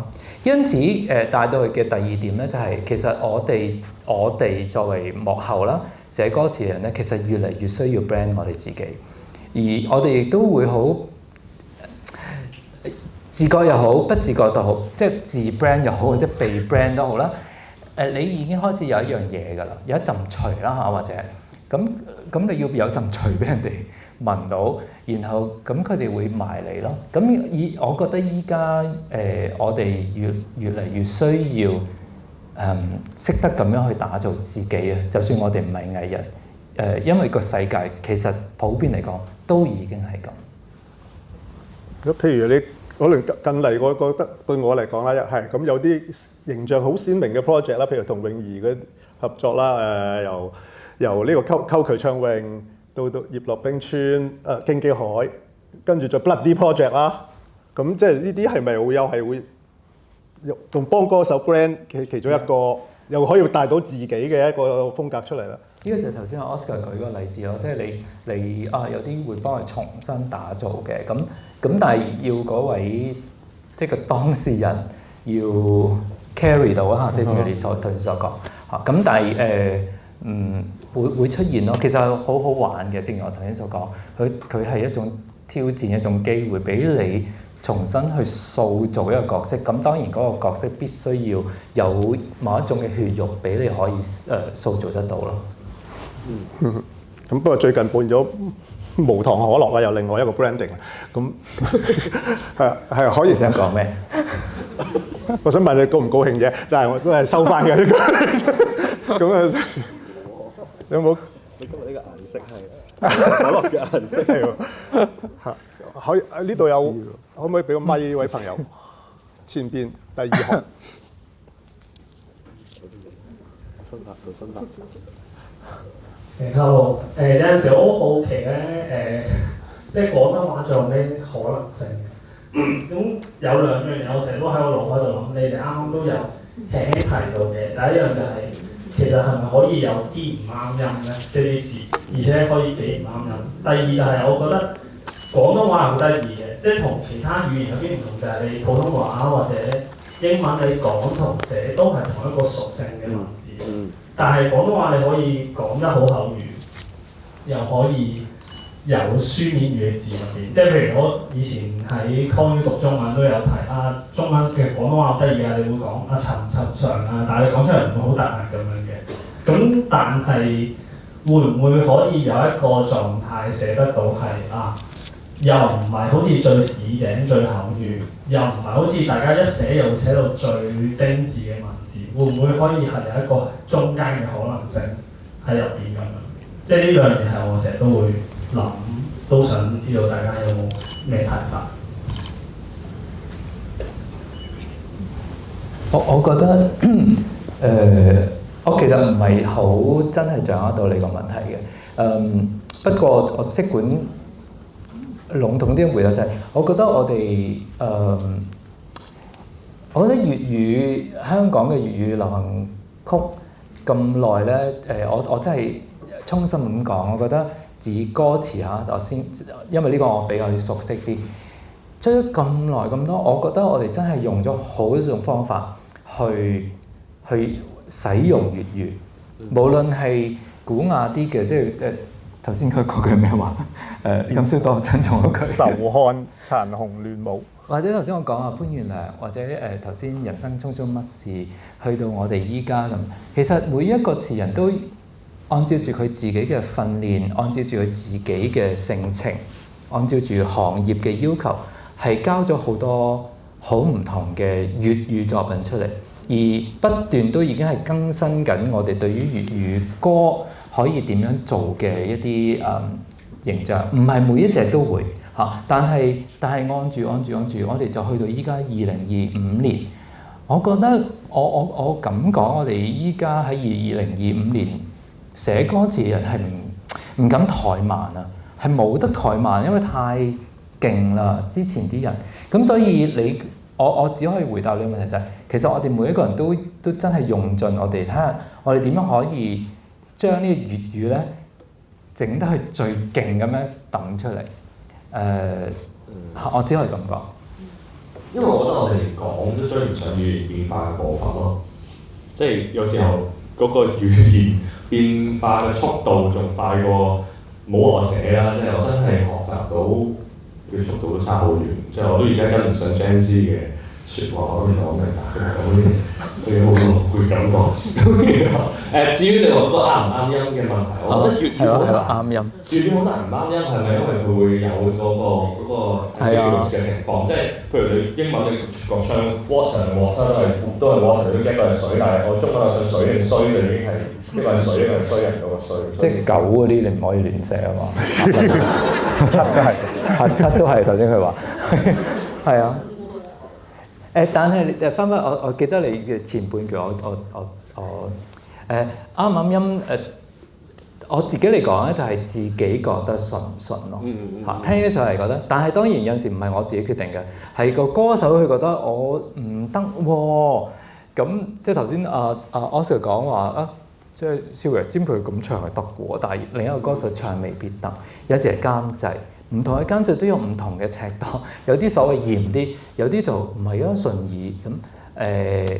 我只可以覺得我哋已經建立咗呢種聽歌嘅習慣，係要啱音嘅。大致上，我哋大致上係按翻呢個習慣去寫咯，但唔係成規。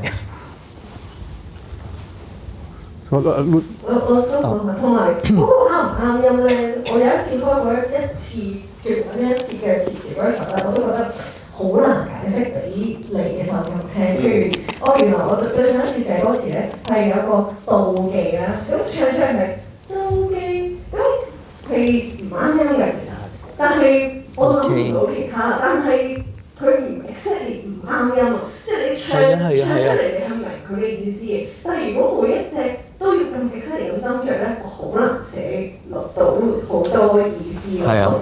咁所以咧，我唔知呢個可能要去學術分析啦，但係總之喺我嘅世界就係嗰個我聽好多唔啱音嘅歌，即係我知道唔啱音，即係我交出嚟嗰題係少少唔啱音，但係我過到嘅我就係真係聽感啊，係啦，聽得明咯，最主要係。冇錯。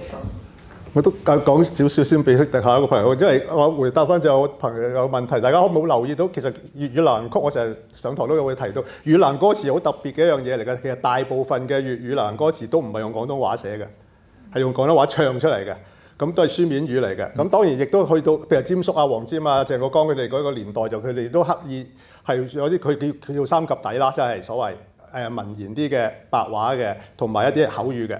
咁即係適量嘅運用啦。如果用霑叔嘅講法，就係話反而會可能係比較聽落去自然嘅。好似你位朋友講，咁即係我諗大家可以考量下點樣去平衡咯。譬如而家有啲都係，譬如耀輝都係北京度落雪了㗎，佢唔係，其實下雪了都啱音㗎喎。咁點解你揀落啦？咁係落。係咯，因為廣東話順口啲啊嘛，可能就係唱出嚟都好聽啲咯。下雪㗎嘛，係咯 OK，明白。但係書面語應該係要下中文。即係我冇讀中文咯，即係明。咁譬如我諗啊，譬如阿 Wyman 即係黃偉文，就其實我諗又係好多值得大家學習，或者佢有時點解會用廣東話㗎？有啲都我成日舉哇好老土嘅例，即係唔係好老土，即係好對好舊嘅一個例咁啦。譬如時機先至熟透，葡萄成熟時。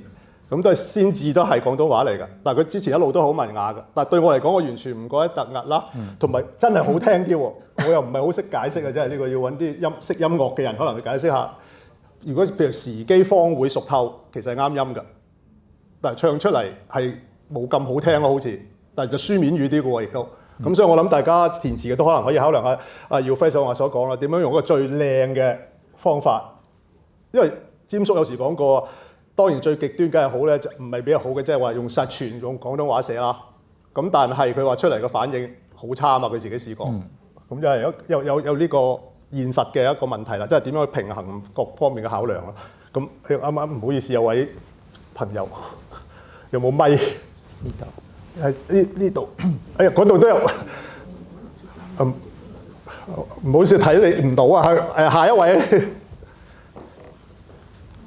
Hello 老師你好，咁我想問一個 AI 時代嘅問題啦。咁 AI 時代下，我哋應該點樣利用 AI 技術嚟為自己嘅創作助力，同埋點樣去向 AI 學習咧？即係佢其實都係一位知識好淵博嘅老師。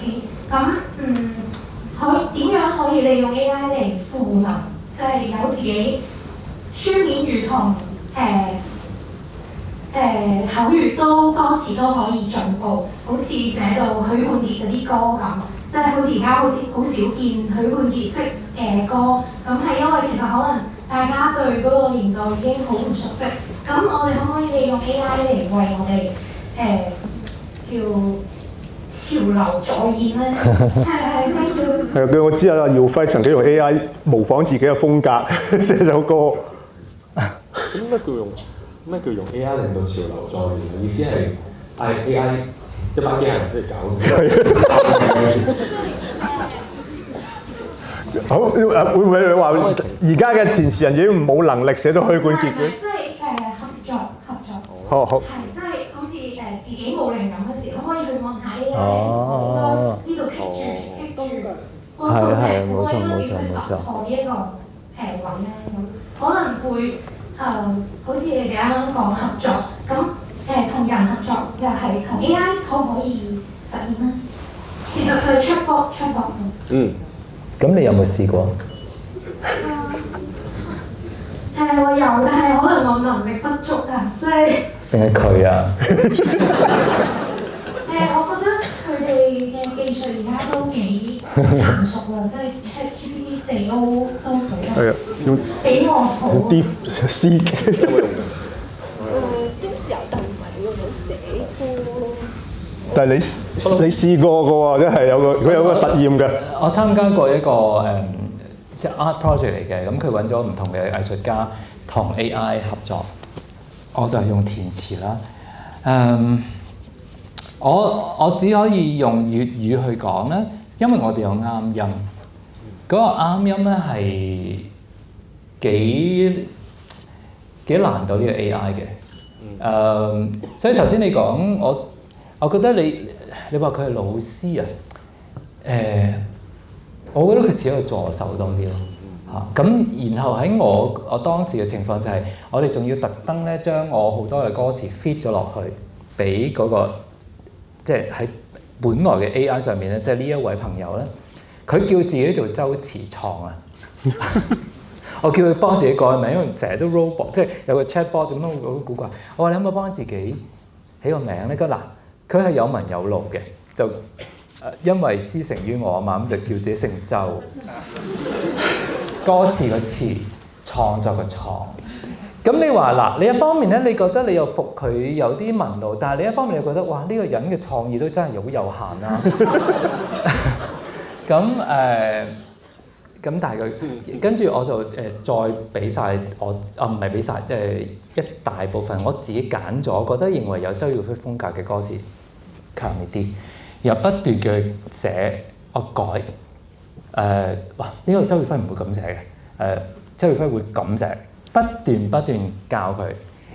佢出現咗兩個好大嘅問題，第一個咧就係連字數都數唔到。係啊。嚇，字數數唔到，因為咁我哋嗰陣時有個 AI 嘅朋友幫我哋即係跟住嘅，即係技術上面嘅支援。佢話因為可能 AI 咧最早嘅 development 唔係用中文，唔係用漢語，因此佢數字咧其實唔係數得好叻。我叫佢寫7個字嘅字出嚟，佢有一次啱咗，但係我話可唔可以寫得好啲？跟住下一句係8個字。第二咧就係押韻，翻返頭先個位，好難。我哋揾咗一啲人，將所有粵音押韻嘅 reference 咧 feed 落去，學啦你，做唔到。我覺得即係呢個係我哋粵語作為一個少數語言啦，喺呢個大嘅環境之中，咁當代漢語係重要啲嘅語言。我懷疑當代漢語嘅 AI 會走得好快。用當代漢語做基本去研發嘅 AI 可能會真係 generate 到一啲歌詞出嚟，而嗰啲歌詞咧亦都會相對容易啲譜曲，因為佢哋唔需要啱音，唔需要好嚴格咁樣啱音。因為頭先我未講完，我當時嘅實驗就係，好啦，我就算真係做到一紮歌詞出嚟，跟住個曲咧，其實嗰啲歌詞咧已經基本上支配咗個曲啦，因為要啱音，你可以想像。咁所以唔係一個好成功嘅實驗啦，但係好在唔成功啦。但我覺得可以補充一個前提，唔知係咪在座各位都知，基本上喺香港嘅流行樂壇都係有曲先有詞嘅。所以如果你頭先用 AI generate 個歌詞出嚟，然之後再補翻曲，可能會可行過我有曲喺度嗌佢幫我填個詞咯。係啊。嚇。但係不過我都想補充，如果你話AI 可以做到啲咩嘢關於寫歌詞嘅幫助，可能係俾啲靈感你。係啊，冇錯。不過即係可以問佢一啲你本身其實你要有佢嘅靈感，你自己天生都有個靈感，你先問到佢嗰個靈感嘅問題。咁所以你都要有一個靈感，你先問到佢個靈感。係，可能後邊嗰位朋友先。係好榮幸可以聽到小偉分享啦。咁我而家都係一個新手嘅填詞人嚟嘅。咁我都有填幾首派台歌啦，但係我覺得我仲係想要多啲嘅機會啦。咁我亦都有係 IG 係咁問唔同嘅創作人去揾啲機會啦，但係我覺得始終個成效都係好少。咁相信幾位喺新手嘅時候或者初期嘅時候都會遇到呢啲問題，咁想請教下啲經驗啦。同埋另一個問題就係喺押韻方面啦，喺選韻方面嘅時候會唔會跟住嗰個嘅嗰個歌曲嘅情感去選韻，即係例如係可能係 emo 啲唔開心啲 sad 啲嘅歌，佢哋就會多啲揀可能走啊、狗啊、守候呢啲韻。如果係歡快啲，可能車啊、些啊呢啲，定係其實你哋喺創作嘅時候唔會好着重去注意呢啲韻腳嘅帶出嚟嘅情感。係啊，多謝我。咁第一題即係點入行啊？應該話呢個每次講座都幾乎有嘅問題。應該係話入咗行，入咗行點樣多啲作品可以多啲人揾你？努力啲用一個 decent 嘅方法做 networking 啦。即係我自己係好怕做一個好但係又需要俾人哋睇到你嘅作品，即係你有冇一個 witty 啲，即係或者聰明啲嘅方法去展示到你嘅作品俾人睇，但係同時又唔係直接走去問人哋有冇錢攞寫啊？我覺得係會令到人覺得舒服啲。喺邊一個行業發展人物都係即係其都係好重要。呢個係其實好聰明，因為成日都有人覺得啊，你都係靠即係好多人唔會話唔同嘅人啦，即係或者話我啦，或者話其他。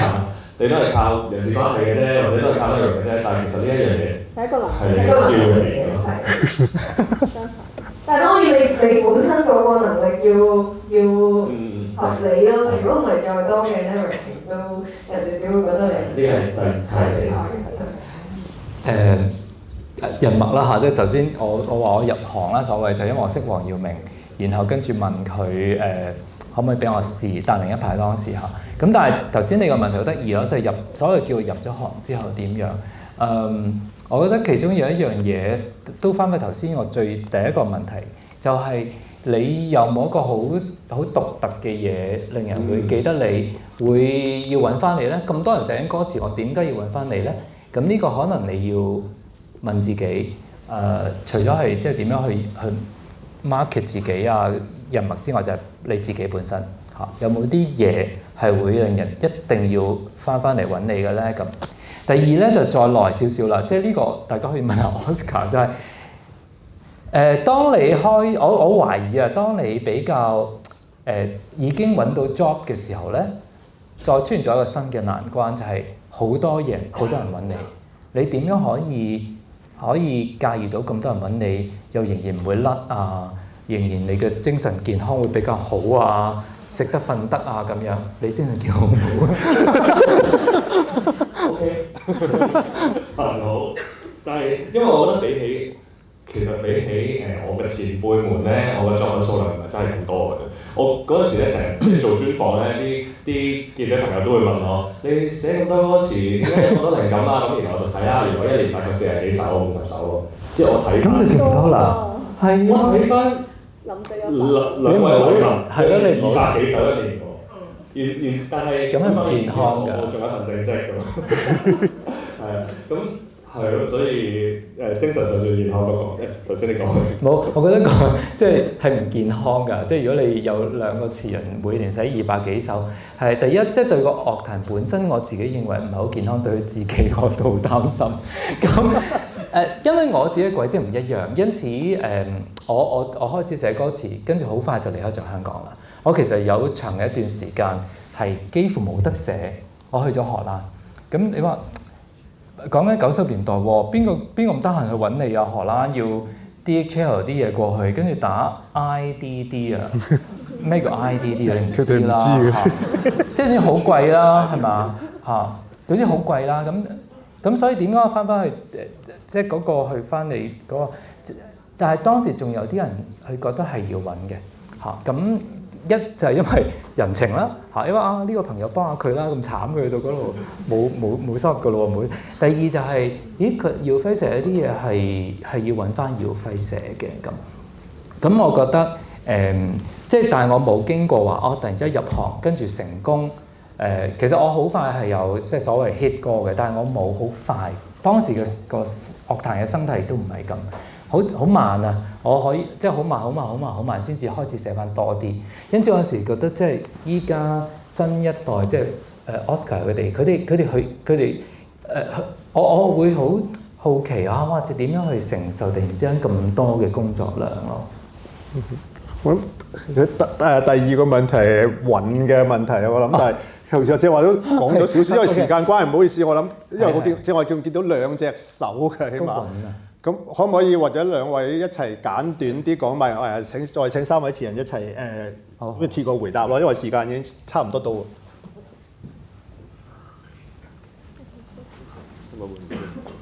有邊幾個其實？呢度一個，嗰度有一個，係啦。係我見到兩隻。邊度啊？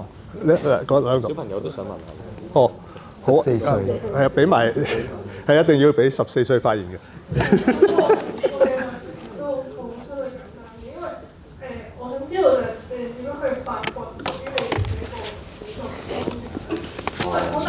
即係好似你好少話一路寫一路諗話我要寫我嘅生日嘢㗎嘛，咁但同一時間你 input output 可能你聽得多我啲詞人嘅作品，可能寫啲嘢會好似佢。咁點樣去中間一個關係？好或者跟住嗰位朋友啊。你好四位講者多謝今日你哋嘅分享啦。咁我有條問題就係關於填詞代入唔同人嘅角色啦，即係可能有啲男填詞，咁有時你為咗歌手填詞，咁你都要代入呢個女仔嘅角色去寫，或者可能用即係自己嘅諗法啦。咁特別我係想問一問周教授，咁你為薛凱琪填過兩首歌，一首係《886》啦，另一首就係《上帝是男孩》啦。咁我覺得呢兩首歌咧，即係我覺得聽到，仲要小峽谷1、2、3、4。個男仔好似唔明女仔諗咩咁樣咧，咁但係我覺得但係唔係喎，就係周教授係一個男仔嚟喎，咁你填呢啲歌嘅時候，其實你係代入自己做完全另一個人啦，定係其實或多或少都會有自己嘅心態喺入邊，之後寫翻自己嘅經歷落去。多謝。好，咁因為我哋聽埋代表住新一代嘅問題先，係嗰度。好多謝呢位最年輕嘅觀眾聽眾。好衝擊啊！都欣賞三位嘅詞啦。咁我想問下，因為先有詞啦，咁作曲人通常即係你自己可以寫好多 demo 啊，即係可以寫好多唔同 demo，但係作詞人你一定係有 demo 先可以寫到份詞啊。咁你第一次合作就要寫份即係要出街嘅詞啦。咁會唔會有咩困難啊？同埋第二題問題就係、即係你哋嘅詞係會唔會係俾你人生歷練，或者即係你啲靈感係點樣嚟？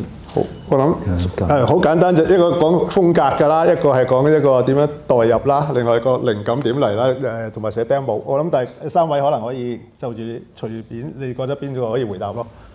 三個都可以回答。先風格度，我頭先都講，即係你細個啲嘅時候，可能不能完全自己嘅所謂風格係咩，但係你會受到某一啲嘢去吸引。咁嗰啲大體上可能就係、你會走嘅嗰個風格嘅路線咯。咁你跟住就自己放肆啲去寫，問下人哋對你嘅作品嘅睇法咁樣咯。我覺得你嘅問題有一個前提講得好啱，就係冇喺寫嘅時候係咁諗，我一定要擺自己啲咩風格落去，因為會變得好着重。係，所以個前提已經好正確㗎啦。咁然後我睇好多不同嘅人嘅作品都會話俾我知咧，風格係你一路做一路行條路就自己堆出嚟。係啦，即係同耀輝講嘅嘢就係你吸收嘅養分啦，你行嘅路線啦，你做緊嘅嘢啦，佢就會呈現出一個你自己嘅風格咯。所以 even 我自己而家問我哋，我都唔覺得有啲咩好特別嘅風格。有同埋頭先我想答埋咧，頭先嗰個轉運嘅問題咧係會，我覺得會因應個情緒同埋嗰個語氣態度轉運。所以頭先就有講過話，譬如啲細聲啲嘅嘢就會，即係可能講緊秘密嘅事實咁樣落嗰個韻味，然後暴烈啲咁嗌出嚟嘅就可能會係啲啲嘅韻味。咁所以你嗰個 approach 我會用嘅，係啊，未必係正確嘅，我會用嘅。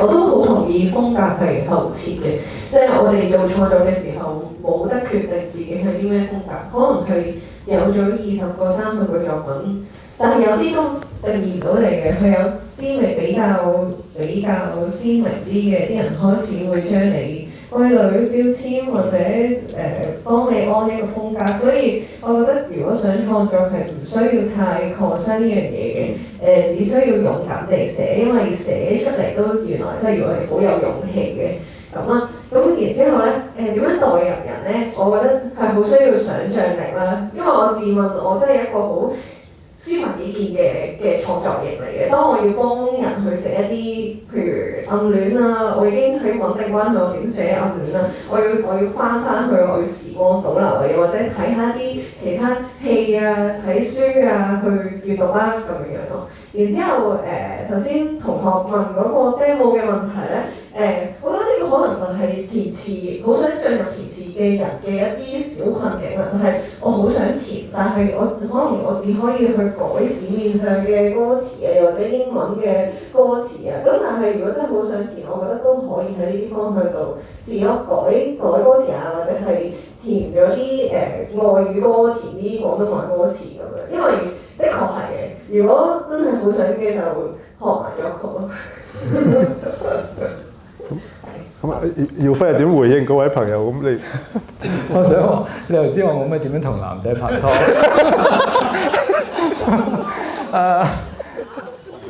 薛凱琪，你話薛凱琪係886。咁呢個係我嘅回應啦，你唔需要同男仔拍拖嘅。但係你大概可以想像，或者你周圍觀察多啲。頭先其實咁當然我都會鼓勵你去做嘅。但係即係跟翻頭先Luna 或者係 Oscar 講，其實有啲係你自身啦，但係有啲係你嘅觀察啦。即係你周圍睇下啲男仔係點樣拍拖，靜晒大家。即係佢你周圍問多啲，或者你有時可能問下啲女仔點樣對啲男仔嘅投訴，或者後來多咗少少網上嘅嘢，你可以去睇下啲論壇點樣講。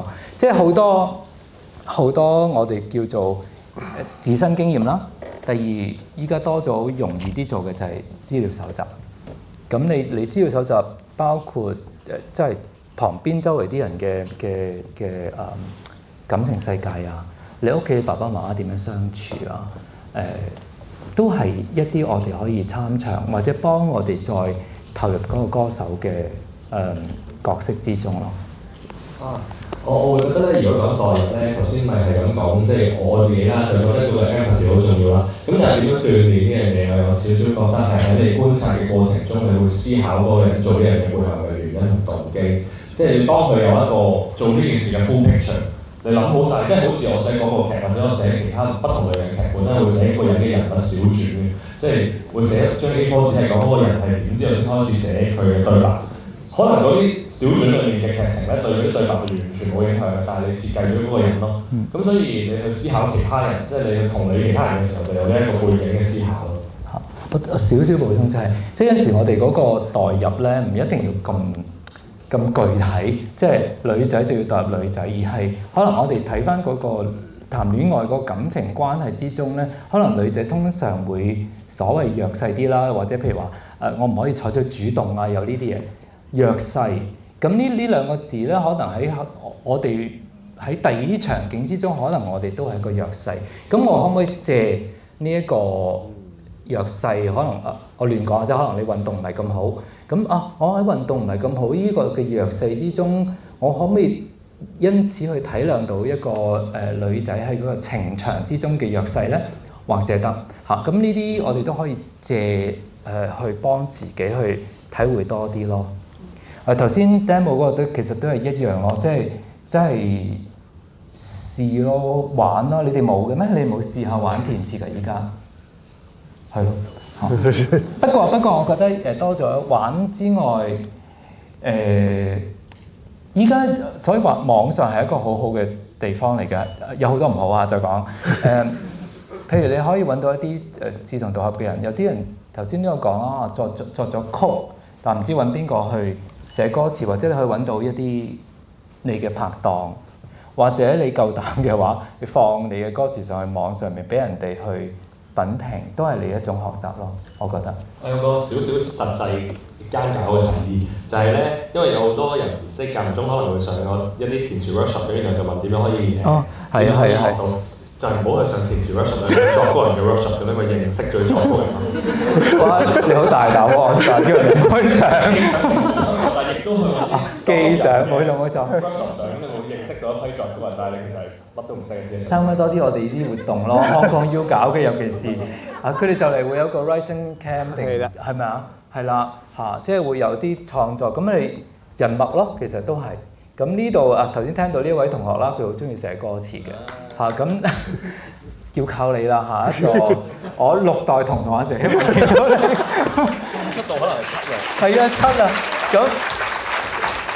咁呢度或者有啲中意作曲，或者頭先你有啲同學都未必知道你係中意寫歌詞，但係依家知，咁可以揾一齊去玩咯，唔需要講話入唔入行嘅唔需要諗得咁遠，玩咯冇時間，但我想總結一下，用翻係我覺得我個偶像詹叔佢有個創作嘅心法咧，其實係好能夠概括到正話講嘅5個字啦。佢覺得填詞就係要藏、運、化、生、收。